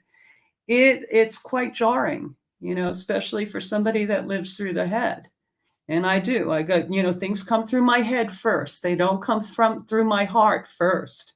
It's my head. Is it practical? Is it usable? Is it functional? Is it going to allow me to proceed with my daily tasks and routines? That comes first for me. But in this process of tempering and evolving, and again, it's Freya, it was that journey with Freya. It's the momentum and the movement and the progression, the transition. That's what that deity offered to me upon reflection over and over and over again. Well, it's interesting, the piece that you brought in about people need hope. And that's exactly kind of like this piece here. This is what I was going to bring in, that Jared just brought in about, y'all forgot to mention that Aquarius is going to rule the next decade. It's not, I didn't forget it, actually. I just hadn't gotten to bring it in yet. We just currently had a transit, a very important transit, because the cycle opened up with Pluto going into Aquarius, okay? And Pluto going into Aquarius is significant because it's going to lead the chart. And this is all very much in alignment with Freya energy. Pluto in Aquarius is revolution. Every time Pluto has been in Aquarius, there's been great revolutionary events that have occurred in our history. And it's on its way to being back there again, okay? It made an initial appearance, just kind of like, hi, just want to let you all know, revolution's up ahead. We got to do everything a brand new way. There's no way to avoid looking at what isn't right in the world, because Pluto will demand that. Pluto is very much in alignment with Hades kind of energy. Pluto is very much about looking at what we don't want to look at. It's the shadow. But when it moves into Aquarius, it's about exposing the shadow and then revolutionizing how we move forward. Now, the dawning of the age of Aquarius, which we all know from the summer of love and what we already dealt with in history, it's an opportunity to change the collective consciousness and to move forward in a new way. And that is the hope. They're not two separate things. They're actually two sides of the same coin, and they work in tandem together to bring the hope. How do people have hope? They don't have hope from sitting around doing nothing. People have hope by building the light. We have to remember that the light force, when we look in terms of masculine, feminine, love, war, Aries, Libra, okay, it's the same kind of energy. The feminine principle is the receptive principle. It's the intuitive principle. It's the feeling principle. It goes back to that energy you brought in about how you liked my altar to Freya that I initially had up because it had the pillars, that column feel. I did that for a reason, because it invokes the high priestess energy, which is the same journey of balancing shadow light, being the center point within shadow light. The high priestess, if you notice on traditional tarot, she has the pomegranates behind her. That's because just like Persephone, who ate the pomegranate seeds, she knows what she's doing. There's a need to dive down into the South Node and dance with the devil in the pale moonlight, shed the veils of illusion, and go through that transformational journey where you rise up through the ground of being in the spring as the Empress or as Kor or as Inanna. It's all the same trip. But we get there through the action.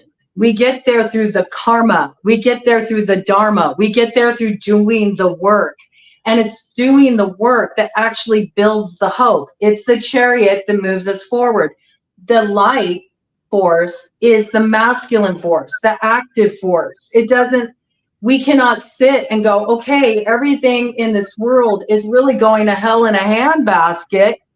I'm just going to be a peaceful center within this, in our own way, in our own levels of readiness, wherever we are at, because it's very individual.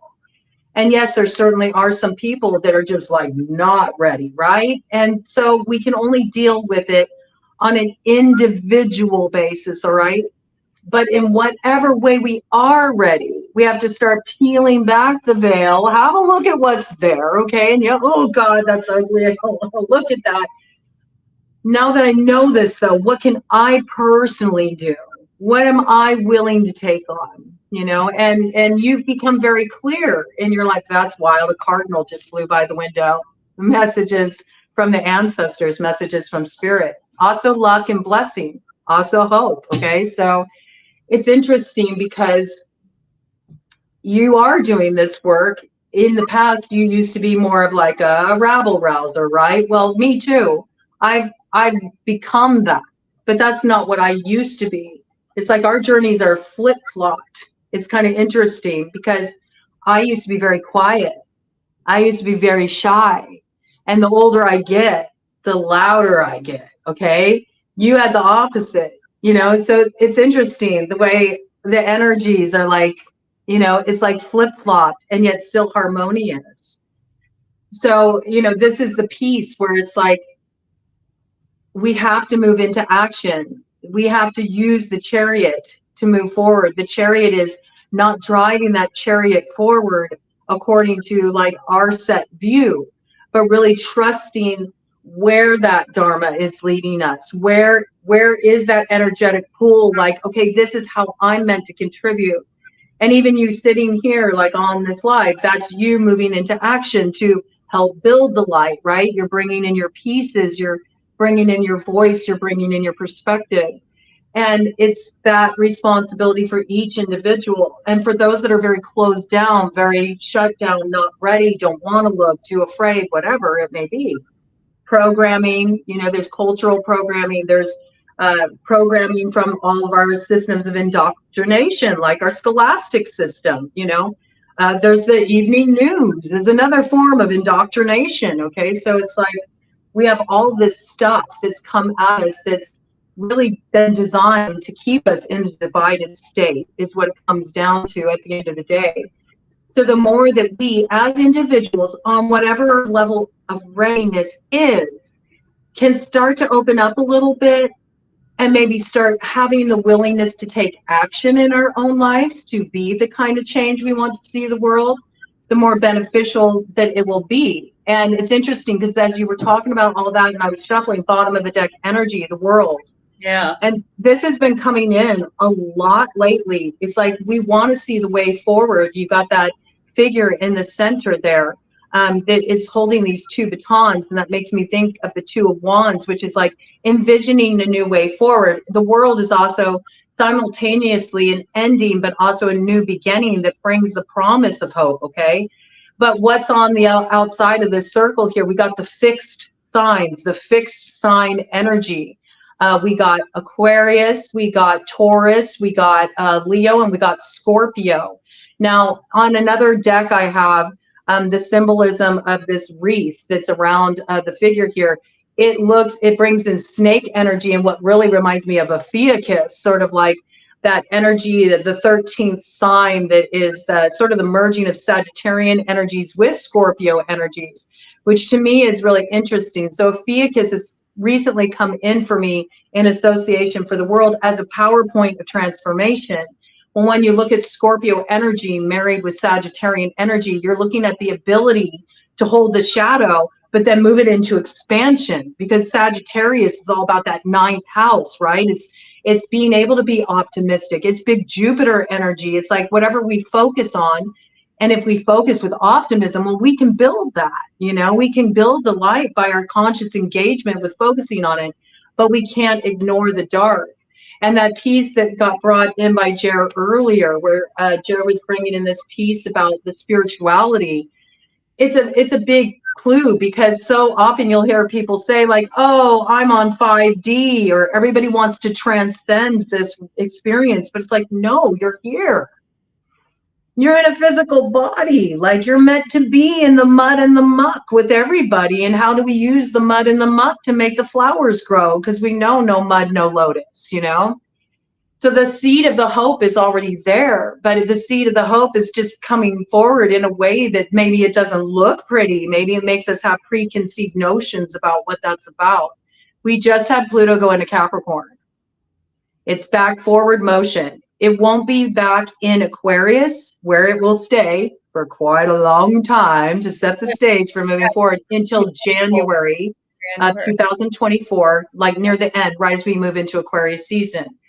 So right now, you know, you got to look at Capricorn, and the tarot is represented by the devil. So it's interesting that you brought in the piece about, you know, the star, the pentagram.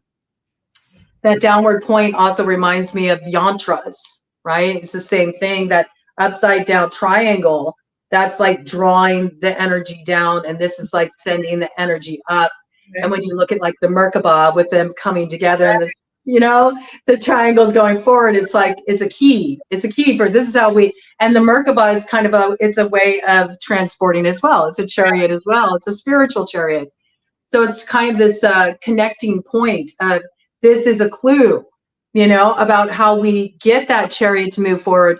We got to remember, as above, so below, macrocosm reflected in microcosm. We got to draw down these lofty ideals and recognize that the spirituality is in the marketplace. That is the grounding point. Kind of like look around and go, oh man, this is messed up. But we know at the world, something's coming to a close here. And what keeps coming in for me with the fixed signs is it's like a fixed hand is a losing hand.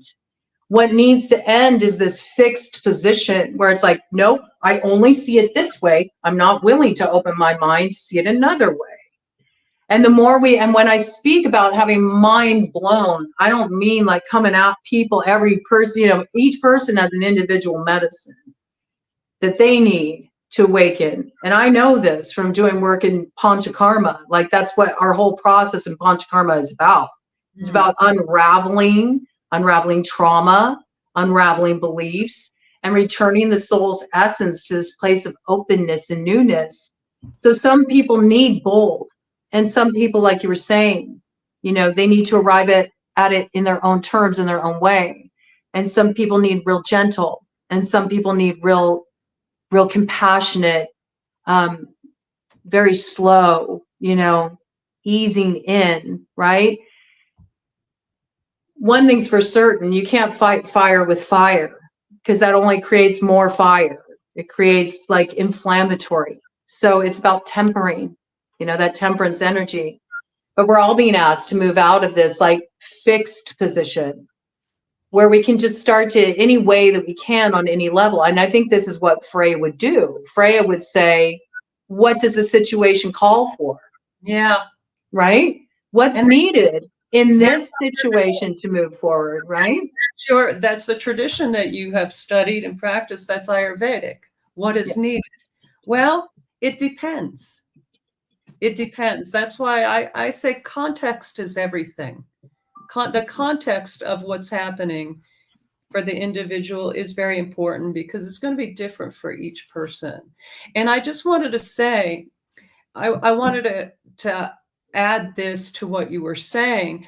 Your presentation about having to move, you know, and having to shake up.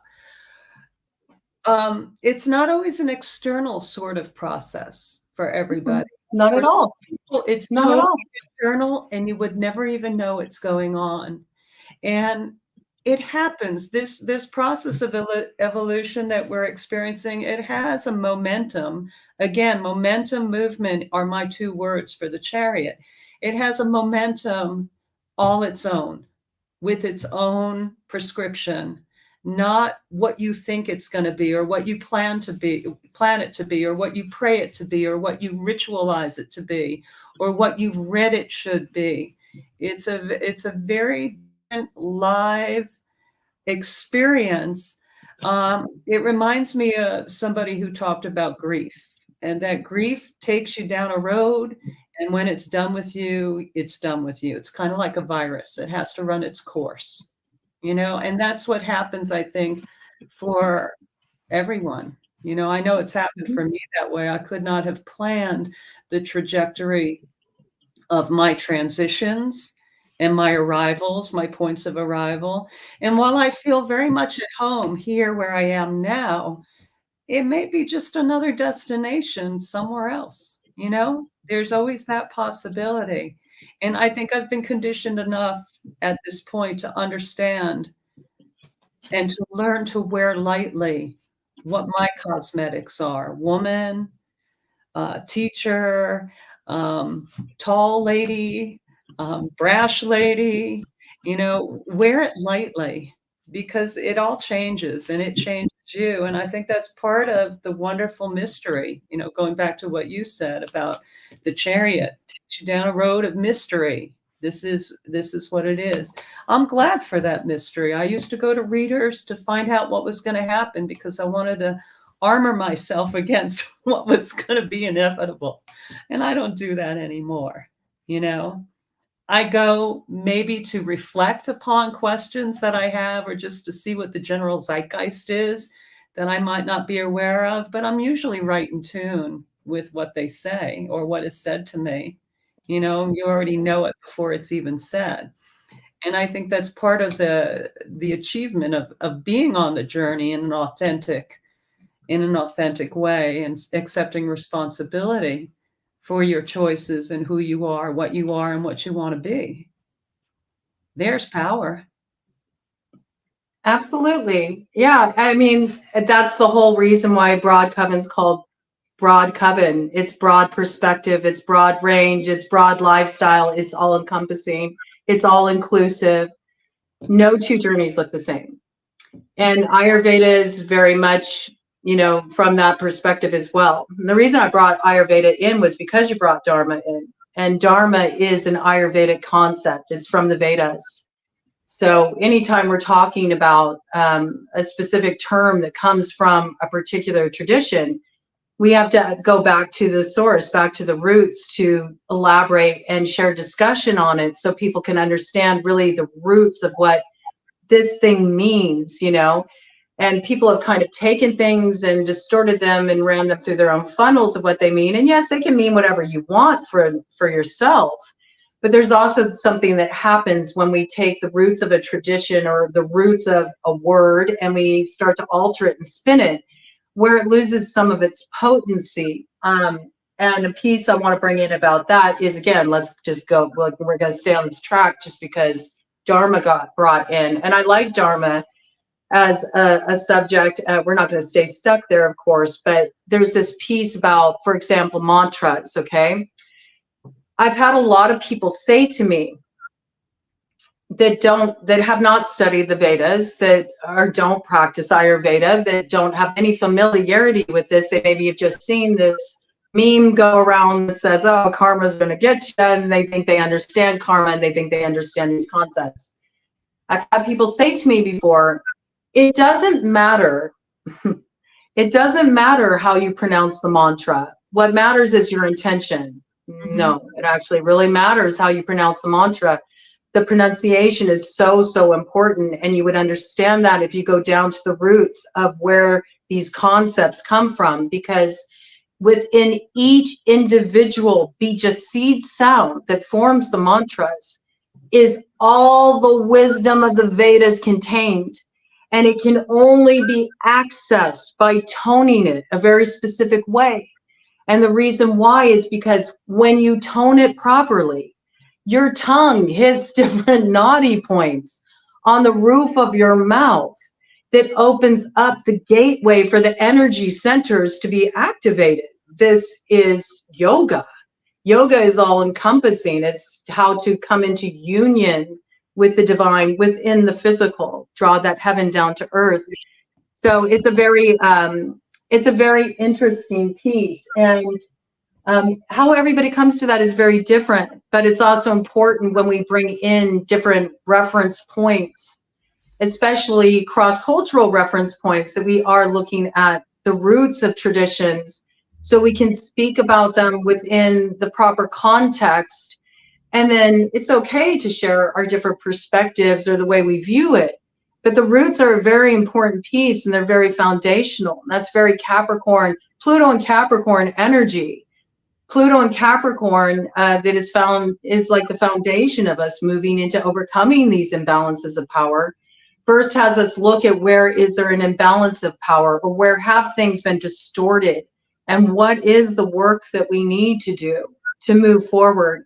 Because without that focus on that active principle of getting to work on whatever level we can as an individual, there can't be this moving into the hope and the expansion that comes with the dawning of the age of Aquarius. It's wild because I wanted to kind of like just get a little read for the collective. And I was shuffling as we had been talking and as we brought the pieces in. What do we got here? Basis of the matter. Here we got King of Swords. Again, Libran energy, also Aquarian energy. Very decisive energy. Looking at things plainly, looking at things as they are. No filter. Making decisive judgments, cutting off what doesn't serve. Cutting a way through the brush, a way through the wilderness, a way that leads to the way forward. What is the truth that's coming through? I love how it came through. Ace of Swords coming in with that King of Swords, exercising the truth, not just having the truth, but acting on it. What are we meant to do? We're meant to close this cycle. 10 of Swords. Put a fork in it. It's done. Where there's only the new beginning, there's only the hope from bringing a cessation and an end to the old way of being. You can't move forward until we do this.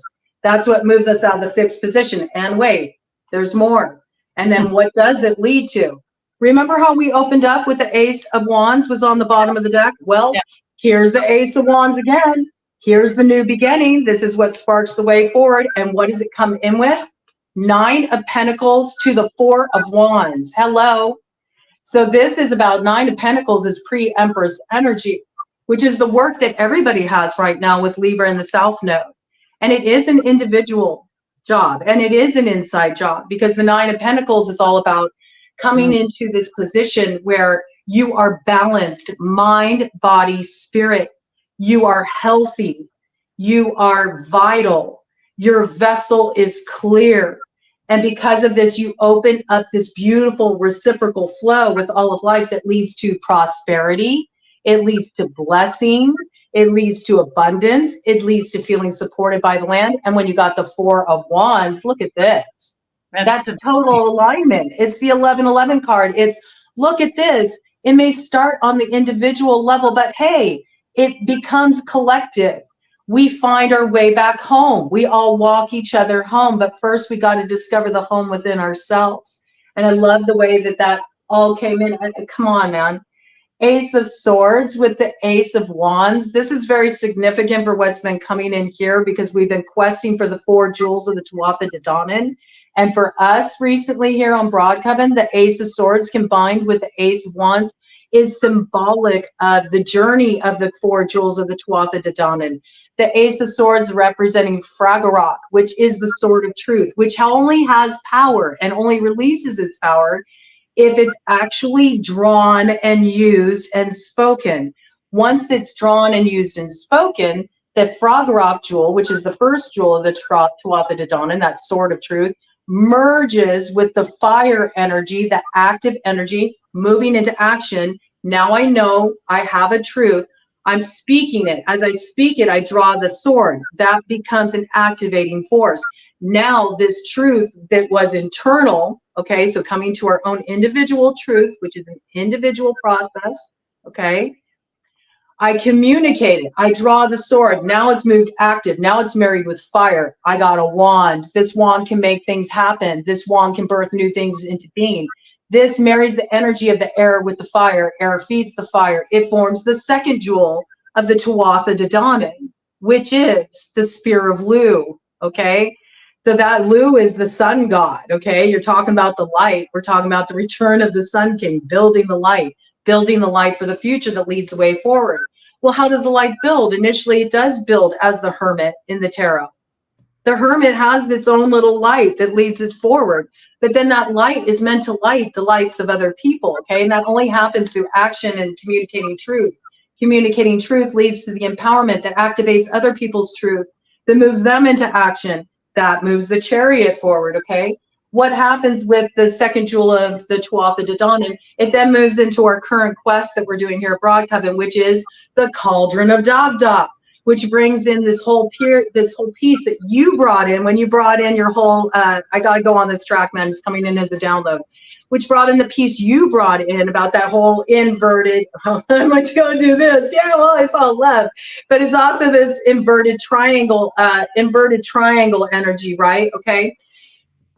In the Great Right, when the masculine and the feminine come together, if you exercise the Great Right, there's this point in the Great Right. I'll use this, here we go, from my tradition. And FREYA will appreciate this because, you know, the Comanche, my particular tribe that is my ancestry, they're big, fierce warriors, okay? So I'm bringing this piece in here, all right? In the Great Right, there's this point where you symbolically, I'm going to use my coffee cup. There's this piece where you symbolically carry out an action that's symbolic of drawing that heaven down to earth. It's symbolic of the masculine joining the feminine, right? You take the athame and you drive it down into the chalice, okay, to symbolize that. Oh, now we have the impregnation point where we're actually seeding this, okay? We got the truth, we act on the truth, we move it into action, we're exercising it.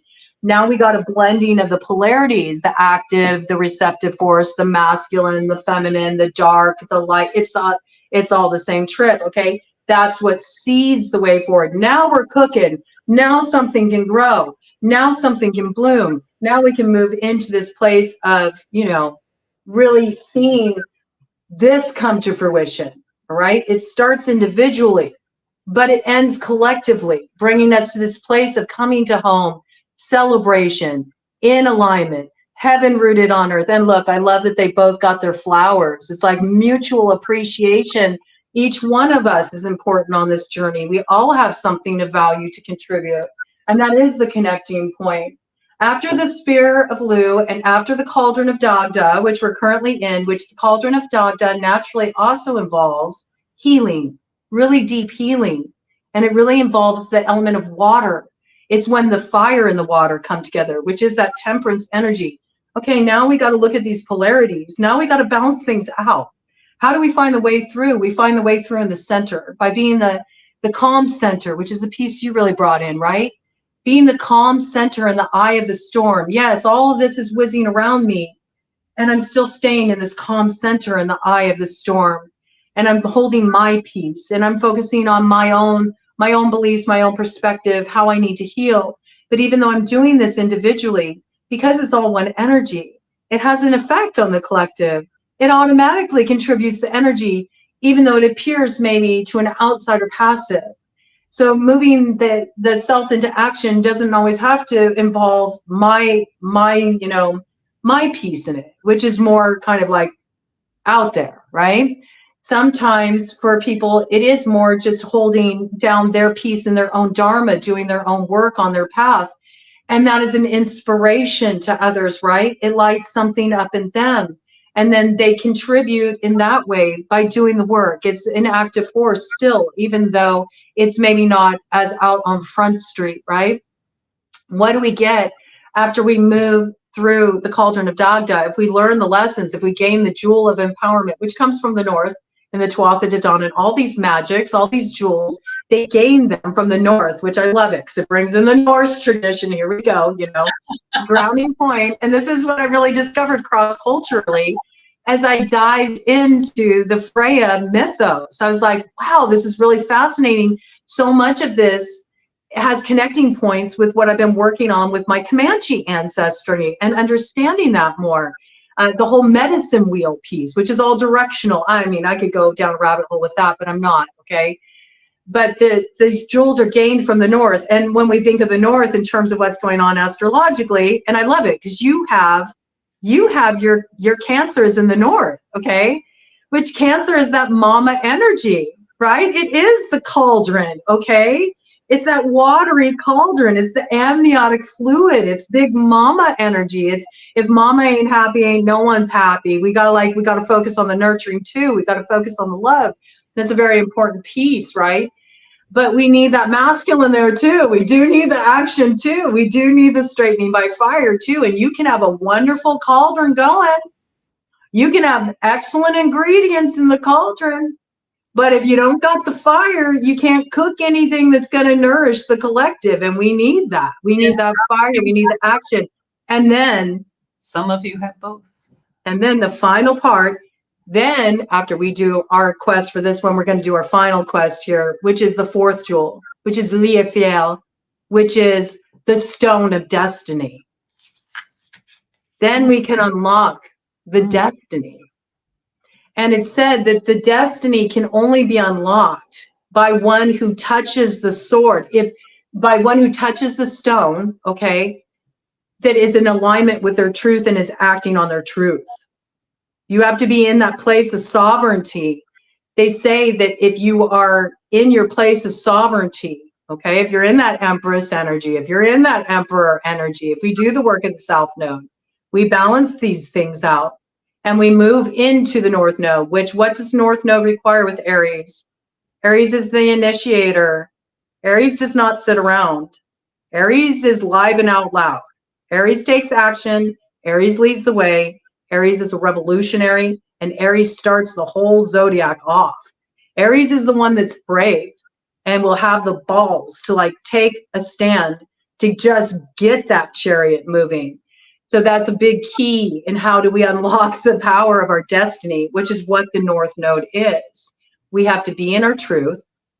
We have to take action in alignment with our truth. We have to do our healing. Once we do that, then we're cooking, okay?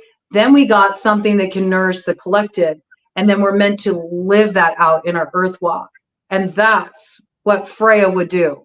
And I know that that's what Freya would do because I didn't realize it. You pointed it out to me. And I want to show this because it's just going to be just a beautiful connecting point for everybody. And then I'm gonna shut up and I'm going to let you say what you want to say. But I have to go with this download and finish this off because I'm channeling it right now. You sent me Freya. And you sent me this, and I'm not going to open it up, okay? But you sent me a little card, and on it you said, "All hail the broad," okay? And you have this little horse here. What's funny is the day that this arrived, right before then, I found a charm. And it's a horse, look.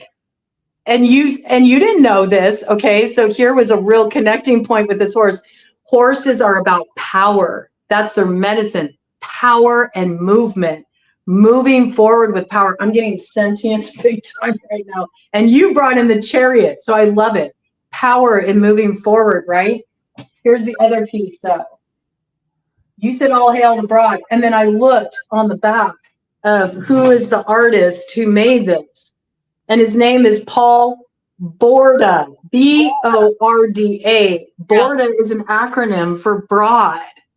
So that really like tripped me out. I told you I was just saving her for you. I was harboring her.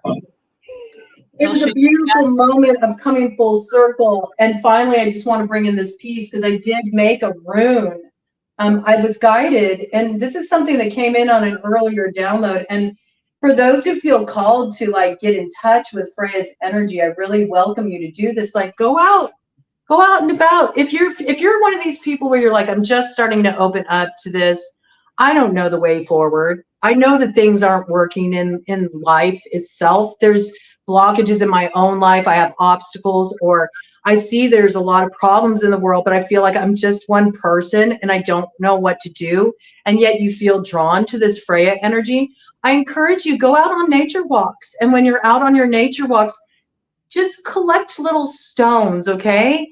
And make your own runes, okay? You can find out about the runes by Googling it. They'll have all the different runes and you can draw them yourself. Well, I made a rune. And I didn't know why. This is something I've been doing just slowly when I've been going out on my walks on nature and pondering things like, how do I move forward? Or how do I bring this into balance in my life? Or what can I do to help be part of the change that I want to see in the world? And I get guided to certain stones. Well, I was guided to this stone and I made this rune. Okay, and the rune I made was Feu, all right? And I didn't know why, but I felt like drawing this like raven energy / crow energy on it. And I was like, I don't know why I feel drawn to do that, but I do. And so I made this rune, and it's the only rune I've made so far. I have stones, but this is the only one I felt called to make. And I made this one, and then Freya also came, okay? So what was interesting is Freya is, of course, intimately connected to Odin. Odin has two ravens, Hunin and Munin, or Hugin and Munin. I forget their names. I'm just starting to learn more about this.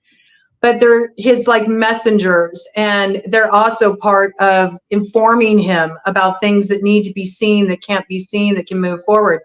Well, I found out that Feu, this particular rune, is actually associated with Odin's ravens, okay? And that's even more funny because of the association with the Morrigan, okay, with Freya, which is also raven energy.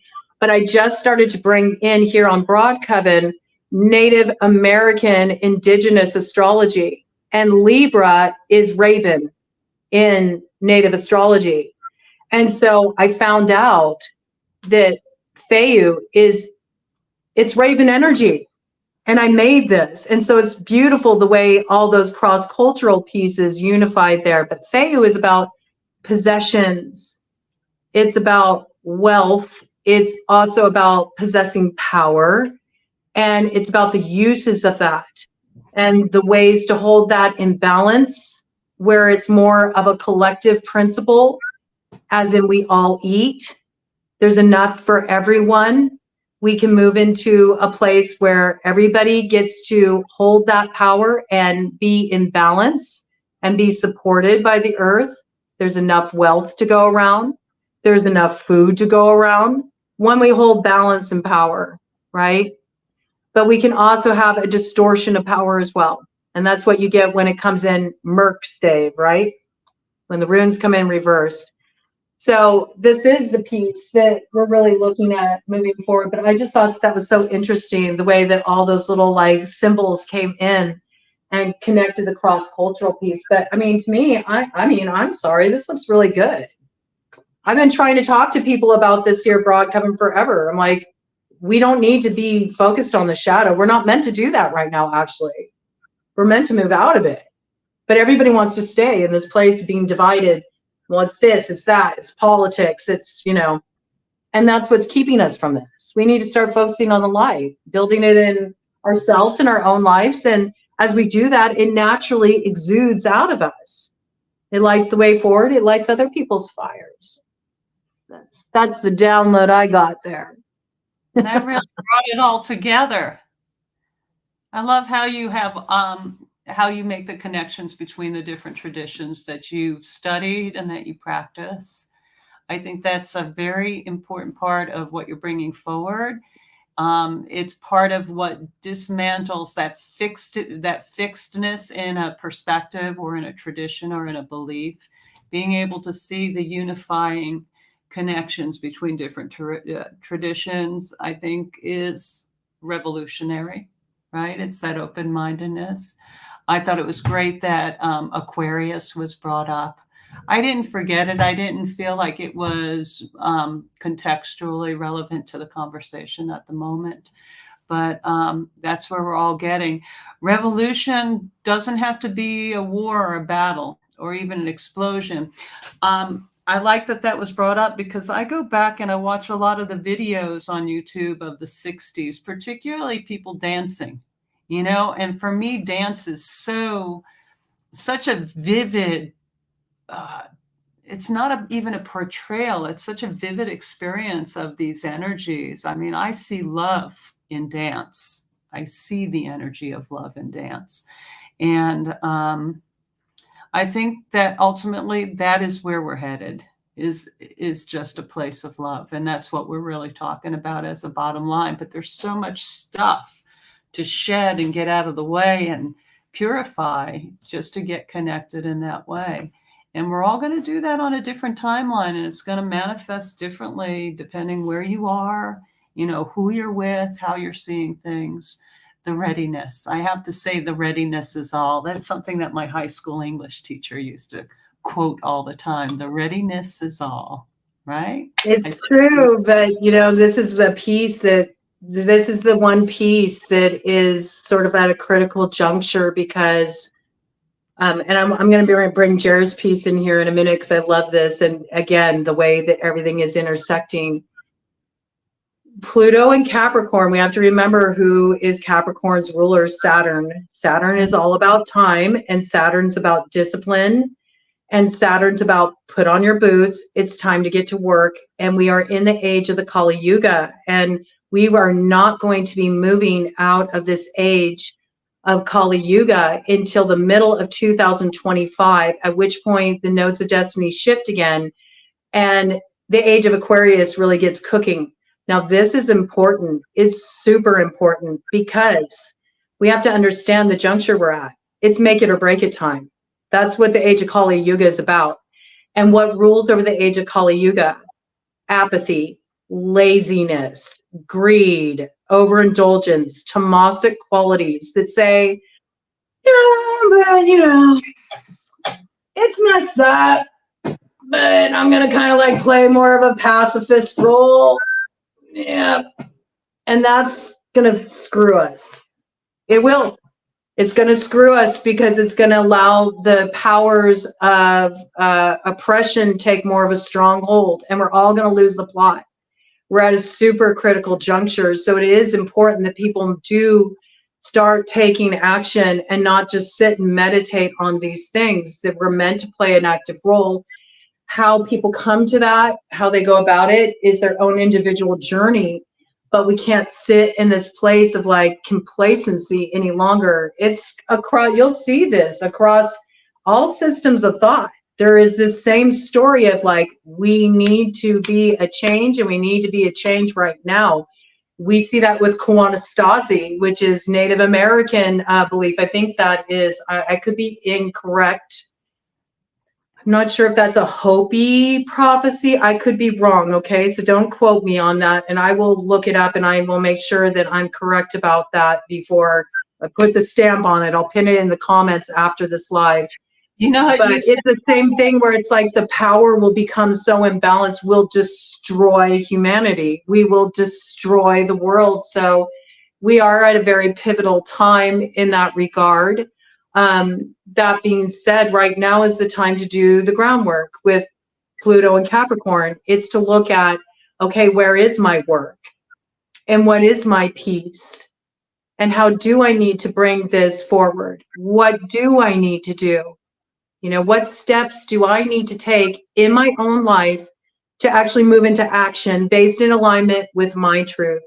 And some people are going to be able to really just take up that gauntlet and be like, I'm ready, let's do it, you know? And other people are going to have to ease more into it. And those of us who can be more bold and more daring, more really forward, we need to wake up and we need to do it, because it's our momentum that's going to help inspire other people to wake up and get moving and moving things in a more positive direction. And I love this piece that Jared brought in, because here, you know, I was bringing in those connecting points. Look, here's Jared found a rock that has a woman with a baby on her back. On the other side of the face is a man, and he is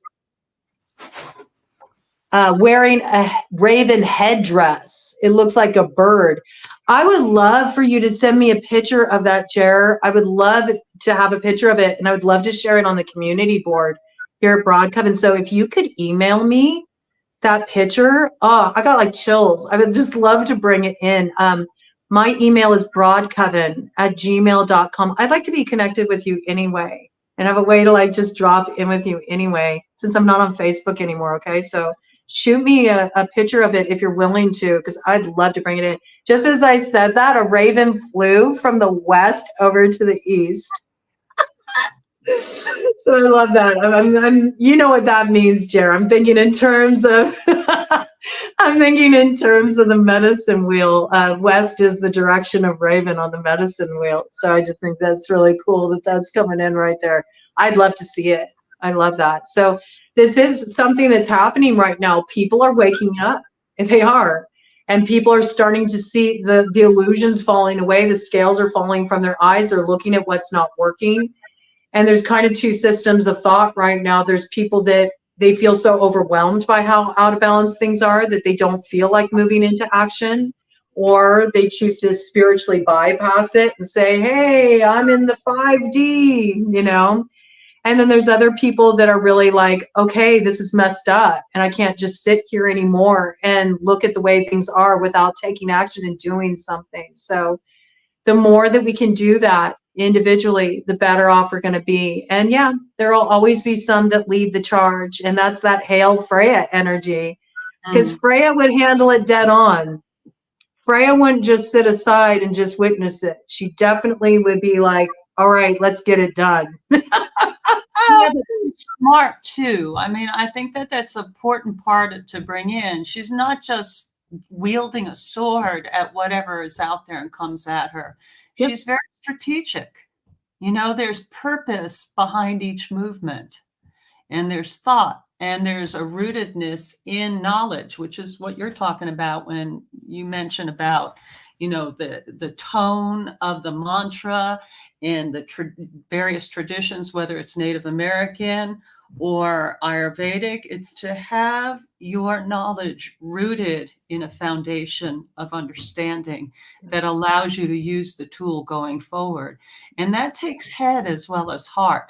I have to bring this up because I worry about people just striking out saying, oh, you know, it's chaos, life out of balance, which is what Brianna Scott's means from the Hopi tradition. And I remember the 1982 film. I saw it downtown New York with Philip Glass's soundtrack. It was very profound. It had a profound lasting effect on me.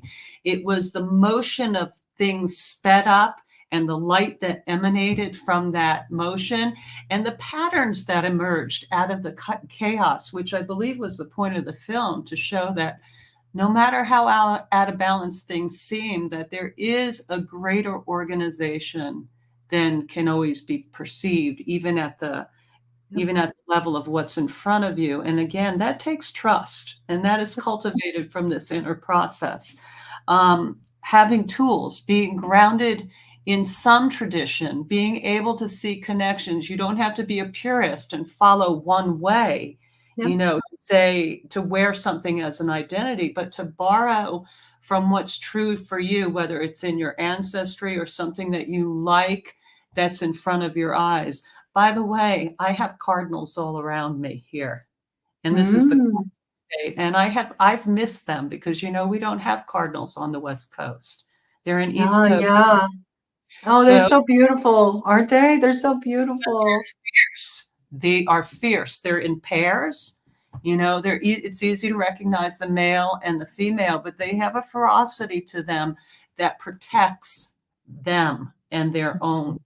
And it's a very interesting to observe because birds are territorial by nature. That's the joy of bird watching, is that you can reasonably expect to see a bird in the same place over and over again because they are territorial. They migrate places, and that's what they know. But, you know, I love how you bring things together in your downloads that come through. They're whole, they're complete. You give a lot of time to getting the full circle of what it is that you're communicating. Or it ain't me. It's not me. I understand. It's not, I get out of the way. I just let come through what comes through. But for me, it's been that link of the cross-cultural. It's also what's made it so I can have difficult discussions and open up really dicey topics because it's broadened my ability to talk to people from all walks of life. Because if I can relate to them on a level that's something that speaks to them, then that opens up like a certain kind of empowerment, you know, where somebody feels seen and they feel heard. And that's part of creating that safe space. And also the compassion and the respect is having an appreciation for somebody else's beliefs, spirituality, what speaks to them. And yeah, I just think it's a really valuable touching point to just see how just having the willingness to open conversations, it allows things to come forward. Blue jays. Yeah, blue jays are also very territorial. I see a lot of those too. Yeah. Blue jays are also very territorial. And I love it. The bird energy coming in, birds are all messengers, right? And that's what they're known for. They're known for spreading messages, all different kinds of messages. So bird medicine really coming in. And they also give us perspective, right? Birds are able to like fly above everything. They have a bird's eye view. They have a different kind of view. And yes, I agree with this right here, collaborating. It's about moving out of that individual mindset, which is all about competition, right? Yeah. Versus them.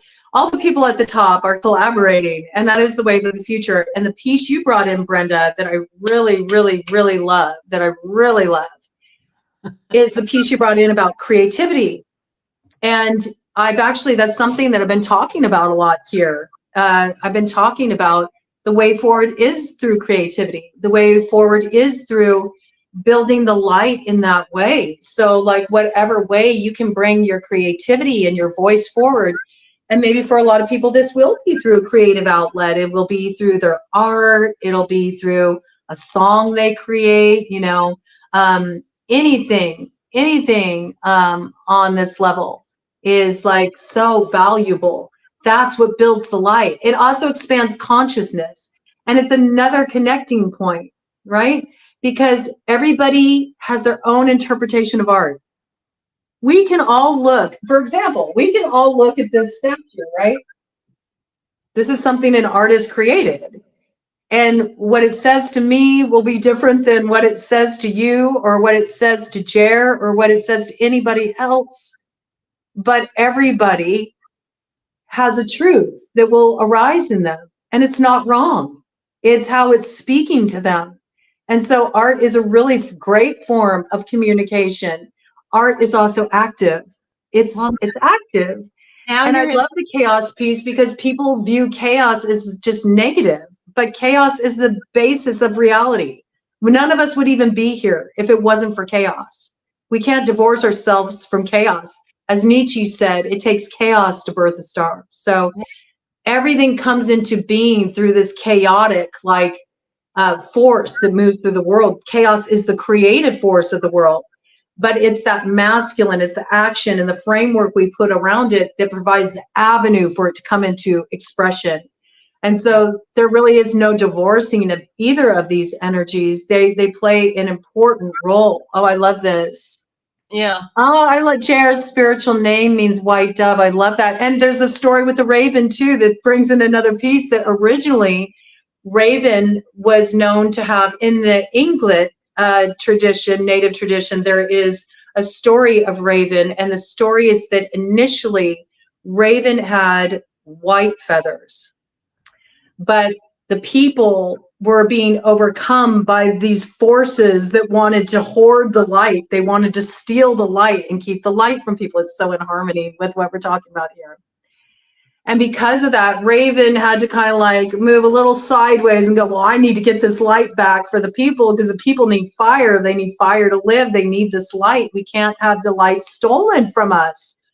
So raven went up and took it upon themselves to fly up in the sky and take the sun in its beak. And when they did this, the hole left in the sky, the soot from the hole tarnished raven's white feathers and made them black as coal. And raven's feathers also became charred and burned by the sun it was holding in its beak. But it brought fire, it brought light back to the people. So there's sort of this thing where it's like, it's a little bit of the hair of the dog that bit you. But in Inglet tribe, and as well as many tribes in the Pacific Northwest, they believe that the raven will come back with its white feathers. And so I love that you brought that piece in about your name meaning white dove. And this is a collaboration right now, because I love it, because Jair's bringing in Jair's piece, you know, you're bringing in your piece. This is what it's about. This is the cauldron of Dagda. We're cooking. This is a collective stew. It's soul soup, and it's good for the soul. You know, it's like there's so much creativity that comes out of this. And I love this piece that Jenna's bringing in. Art is one of the most inherent forms of human communication. Absolutely. Foundationally. Ancestrally. We know this. How do we know this? Pictographs. We know this from writings etched on cave walls. We know this from all the imagery in the pyramids. They all tell stories through art of the cradle of civilization. So yes, absolutely. Yes, Brenda. And that piece was very much forward in the 60s too. It wasn't just a time of unrest. It wasn't just a time of protest. It wasn't just a time of the Vietnam War. And there were pacifists back there too, right? There were people who were like, well, it's my role to, you know, hold the love. It's my role to be in that place of Diana. It's my place to witness, hold space. We also know that those monks set themselves on fire in protest, okay? So still, the active force, the fire comes through, you know what I'm saying? So there was a polarity even back then. But what happened, we lost the plot back then. Boldness of expression, I think, characterizes that 60s and the age of Aquarius. Yeah. The boldness of expression. Yeah. And so, the other piece that I think that wasn't mentioned about creativity is children. Having a child and raising a child, nurturing the individuality of that child. And I've seen some really unique children come around, yeah, you know, that I can see, you know, they've come really to forge what's going to be the future. It's just so apparent in some of them, not all of them. And I do agree with you about teachers not only being from a certain generation or age level, but teachers being young people. I do see in some of the high school students that I see how they're moving things forward and bringing that energy to direction, momentum, and birthing a new world, you know. Absolutely. And cross-generationally too. Each generation has some wisdom to impart too. And we see that there's like a divisory, you know, energy even around, you know, different generations. You know, we all get our little names, like there's the boomers, there's the Gen Xers, there's the millennials, there's the Zoomers. But the thing is like every generation also has something to impart as well as has something to learn. Like I feel like boomers really bring forward some real like foundational, like traditional things that are of value. Like let's not throw out the baby with the bathwater. You know what I'm saying? It's like some of those core values are important and they should be preserved, right? They do have value. Some is outdated, but some is very important and foundational for moving things forward in a positive way. Gen Xers, the value of not complaining, the value of getting up, dusting yourself off, and working. Like Gen Xers have a very strong work ethic that's missing a bit in the millennial set, okay? But then the millennials have a lot of awareness around communication, expressing feelings, you know, so it's like each, even generationally, there's things that we have to unlearn and there's things that we have to contribute. So it's really just about the true essence of that melting pot, you know, when we bring all of our energies together. Ah, you made a stew yesterday? I did too. I made like a chili the other day. It was really good. And it's that time of year, you know. I love this too. Art is a virtual learning experience. What a great statement that is. I noticed that too. I thought that was great. I love that. Yes. And this is true too. I love that Jared's bringing in so much to this conversation. I love it. This is so true too. We're all creative. Everybody is creative. Yeah. Everybody has a different kind of creativity. Your creativity may not be painting a picture, or it may not be singing a song, or it may not be playing the drums, or, you know, your creativity may be, you know, the way that, oh, you made stew too?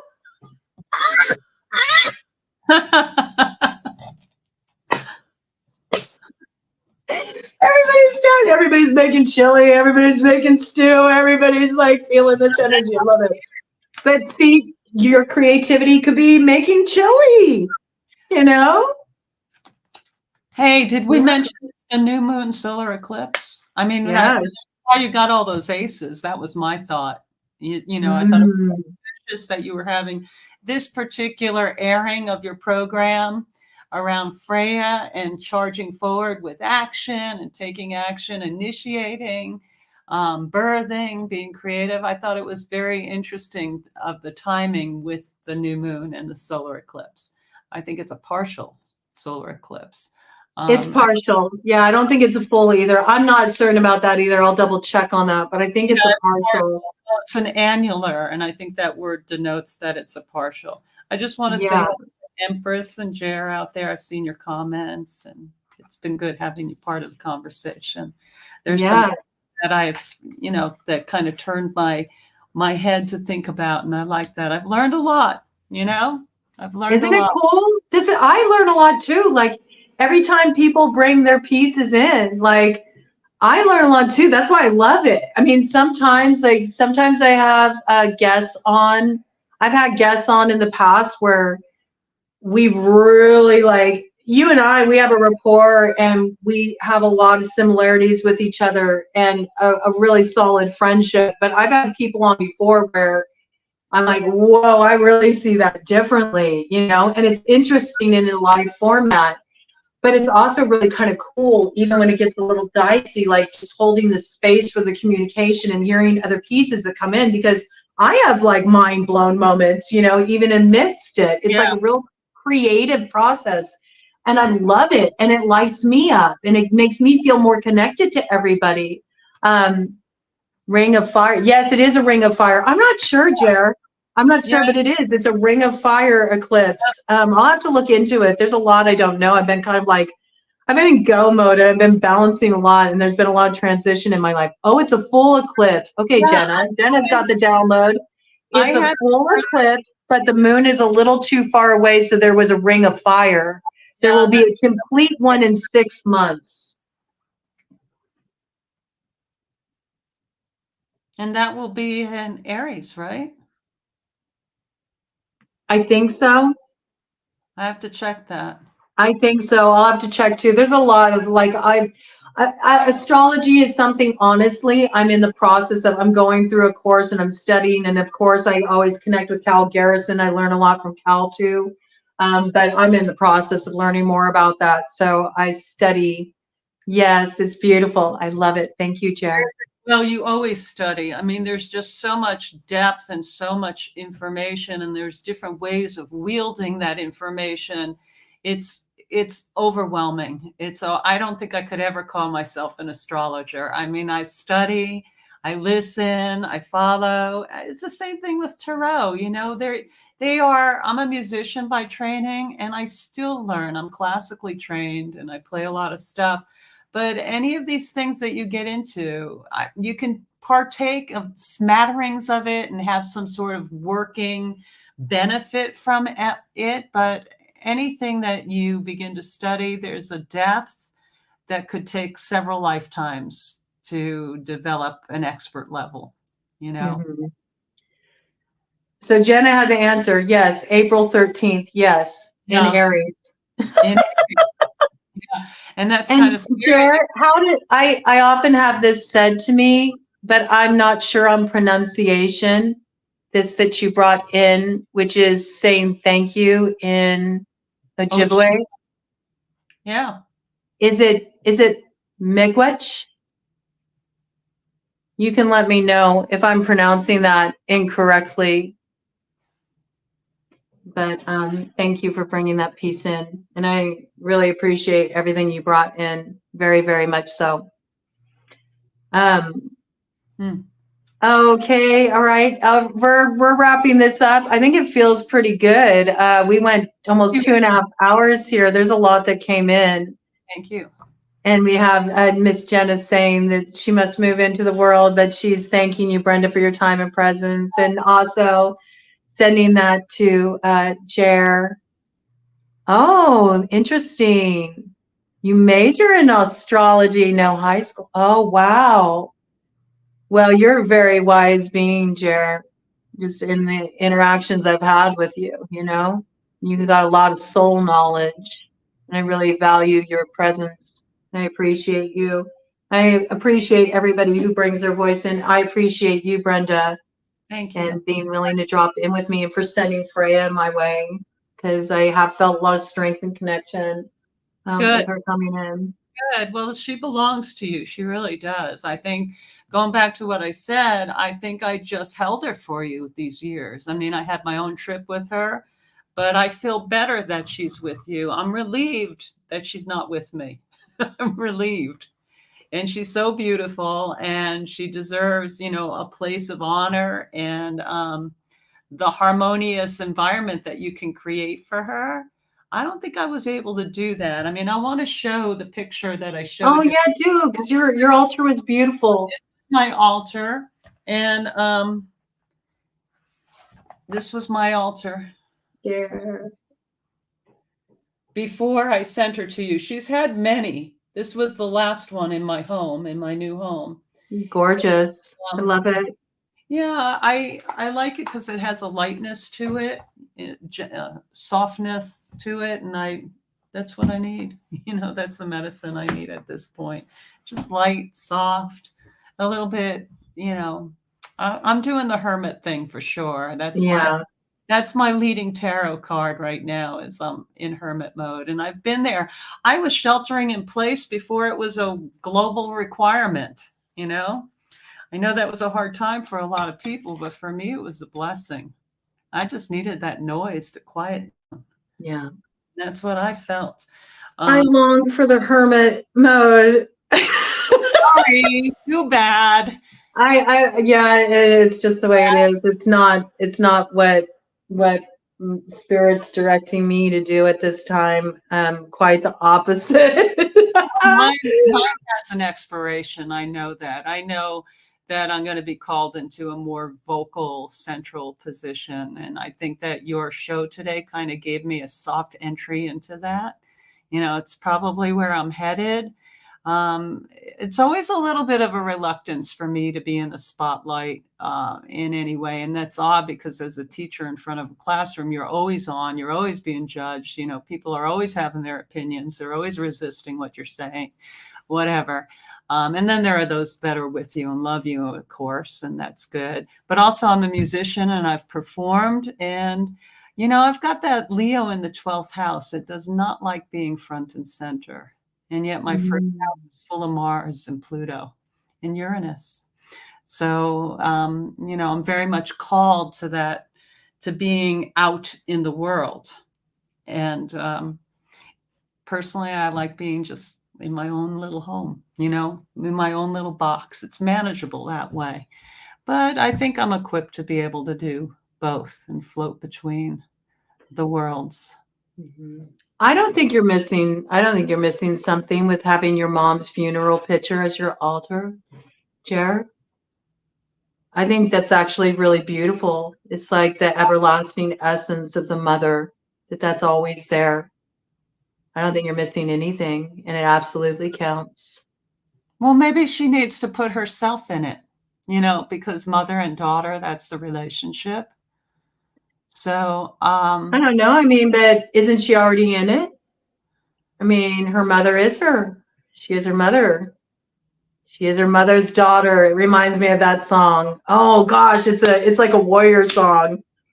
Talks about I am my mother's wild daughter. Oh my goodness. It's very much Freya's song. I love it. But what? I am my mother's daughter? Yeah, it's something like I am my daughter. I am my mother's wild something daughter. And it's a song? It's a song. Yes. I'll try to find a link. Mother's daughter. Miley Cyrus?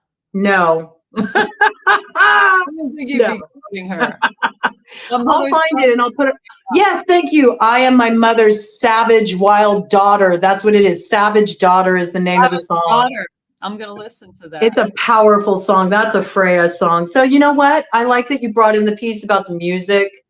I love that Jer has been so vocal in this space, just with Jer's native roots, bringing this piece in, bringing in the cross-cultural piece. Thank you, Jenna. Yeah. Jenna's going to send it my way. I'll put a link in the comments, but I think this would be a beautiful way to hold the energy of Freya and maybe just let this come in creatively and start to unwind within us, whatever medicine it needs to unwind. I love this, Jer. I think that's a beautiful altar. You know what I think when it comes to altars, anything like this, there are no rules. Whatever your spirit tells you to do is right. You know, if you look at it and it gives you a feeling of connection and empowerment, it's beautiful and it's perfect. And it's your medicine. Yeah. You know what I'm saying? Yeah. You know what you're doing. You're a wise one. You got it unlocked, Jer. Oh, that's beautiful. Oh, I love this. I look just like my mom. Listen to Edie Brickell's What I Am is the name of it. Oh, yeah. Okay, we'll bring in that song too. Look, we're getting a creative playlist. I love it. For awakening the Freya in you. Freya is an archetype of the one that knows how to hold those spirits of love and war and balance, who can be the center balancing point between the two polarities and move forward in an empowered way. I like that. Those are action items. You know, you talk about taking action and making up your mind. A playlist of your power music is a way of taking action in the world. Yeah. You know, to fortify yourself, creating your own tools. These are action items that you can do. Yeah. And you brought that in, you know, by talking about the piece, about the creativity, and we're all bringing it in. We're collaborating. That's what it's about. That's why these discussions are so fruitful. But I do like that. I think it's a good introductory point, right? To be able to bring in these pieces. I love this. Yeah, I think it's wonderful. You know, I'm going to just bring a call to action for each person who watches this live, even if you catch it on the replay. If you'll just drop me in the comments like Jared did, a song. Brenda, I want you to as well, so you should bring in whatever song is like your power song, okay?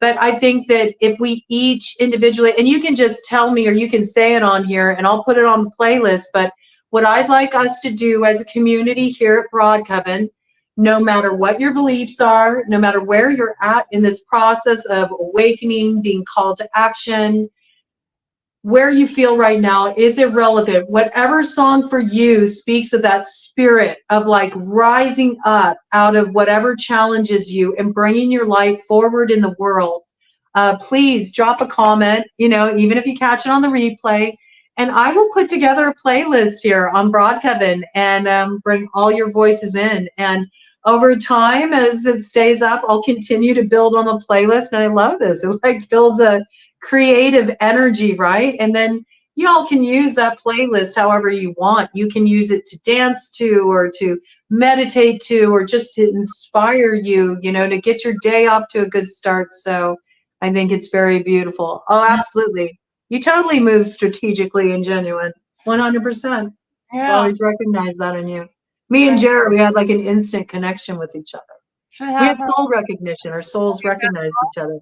Have you had her on Broad Coven? No, but I'd love to have Jared on as a guest. I'm totally open to that. If Jared would love to be on, Jared, I'd love to have you on. I think it'd be really cool. Again, you can just email me. I'd love to see your picture and share that with the community, Jared. The one that you were talking about what you found. I'd love to share that. And hey, if you ever want to be a guest, Jared, and there's something you want to bring in here, I'd love to have you as guest.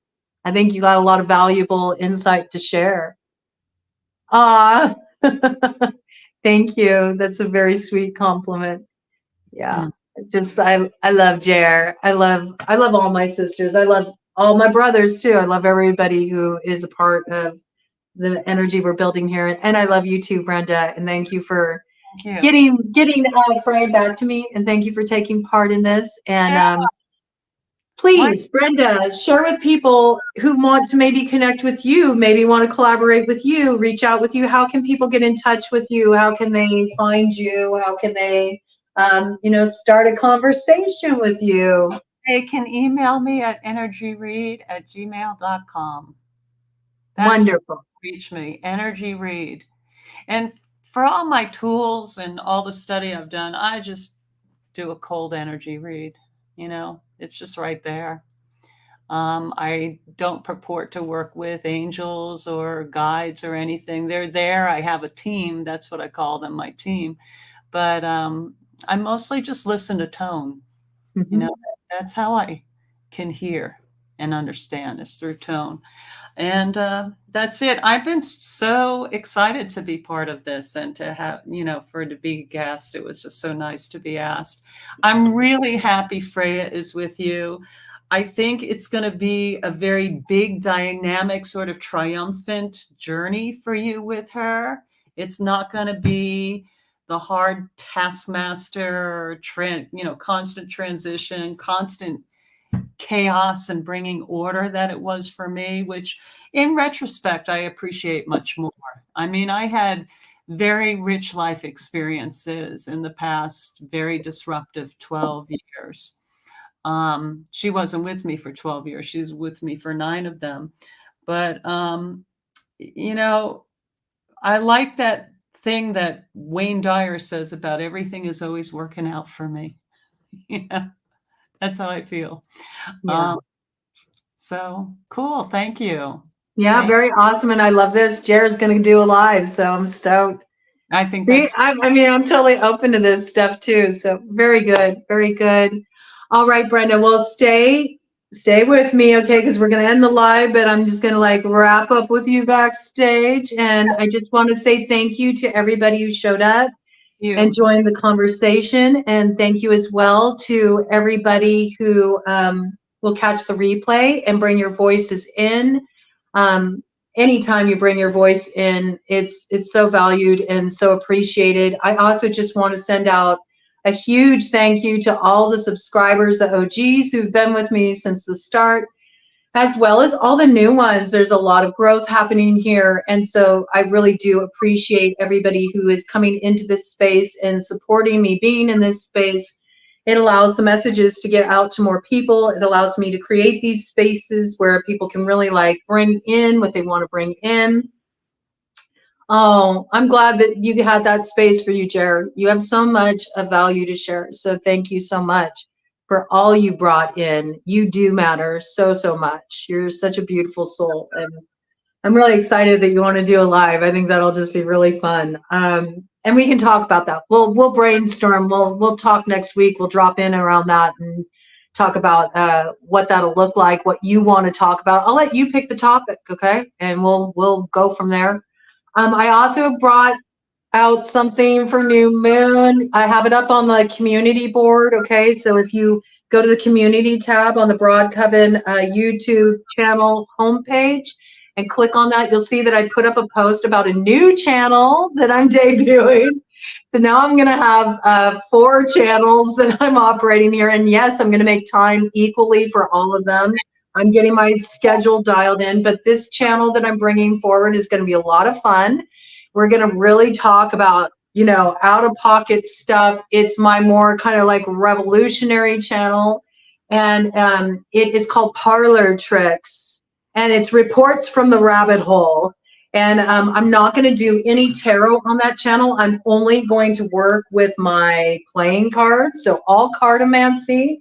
I'm also going to work with really kind of like off the cuff kind of decks, like arcane bullshit. All right. I'm really going to go like out there on that channel. I'll be also bringing in something new on that channel, which I kind of like sort of dipped my toe into this past week. Revolutionary reads. And I'm going to get into a lot more of the kind of Discordian side of things, which, you know, some people instantly their hackles go up when they hear that term Discordianism. But Discordianism is all about what we were talking about in this live, about unlearning, disrupting belief constructs, getting a new view, shaking things up, and moving in harmony with that creative force to make powerful change happen, not only within the self, but in the greater collective, in the world around us. So, and we're going to have fun too. I'm going to be really like, I'm going to be in my prime on that channel. I'm so looking forward to it. So if you would be so kind as to subscribe to that channel, Parlor Tricks, that I have posted, you won't be able to search for it. It's so freaking new, and I don't have anything up yet, but I'm going to start posting to it next week. The link to go over to that channel is posted on my community board, and I'd really appreciate it. And also, thank you so much just for all the subscribers here and all the support, and those who've subscribed to my other channels and are just furthering this work. I really value all of you, and thank you for spending the new moon with me today. I might do a little read, a new moon read for this next lunar cycle later, okay? After I kind of like maybe get myself a bite to eat. So be looking for that to come out. I feel kind of inspired to do that. So we'll get into a little bit more detail. We'll do a wild card read, a collective wild card read later for the collective. And have a beautiful day and take care. And thank you so much. Love you all, and see you next time on the broadcast. Bye. Thank you.